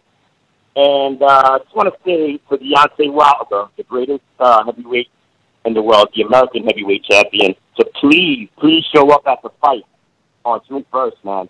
We would really appreciate that, and we would just like to see AJ's reaction and, when he shits his pants in your presence, champ. You know what I'm saying? That's a request from every single fan that you got in the world. Please do it, B. All right. I'm going to let y'all go. Have a good night. Looking forward to seeing y'all next week. Peace. Big up Castle Hill Gill, man. Thanks for calling in, big dog. Yeah, man. Castle Hill Gill, mastermind, long-time caller, alumni, New York City ambassador, TBV Appreciation Night attendee. Will be at Border Wars. Remember, Friday, we're going to be getting together on the 31st. If you're in town, contact me or Mike, and you might just get an invite. Hopefully Wilder in town. Well, I don't want me to talk over your shit. No, go ahead. No, hopefully Wilder in town, too, you know what I'm saying? He's a Border Wars fan, you know what I'm saying? So hopefully the Eddie luring him to New York, you know what I'm saying? We can possibly lure him to the Border Wars facility. Oh, my God, don't put that pressure. That's bad pressure. I mean, that ain't no pressure. Just an act, you know what I'm saying? That's pressure for you, Mike.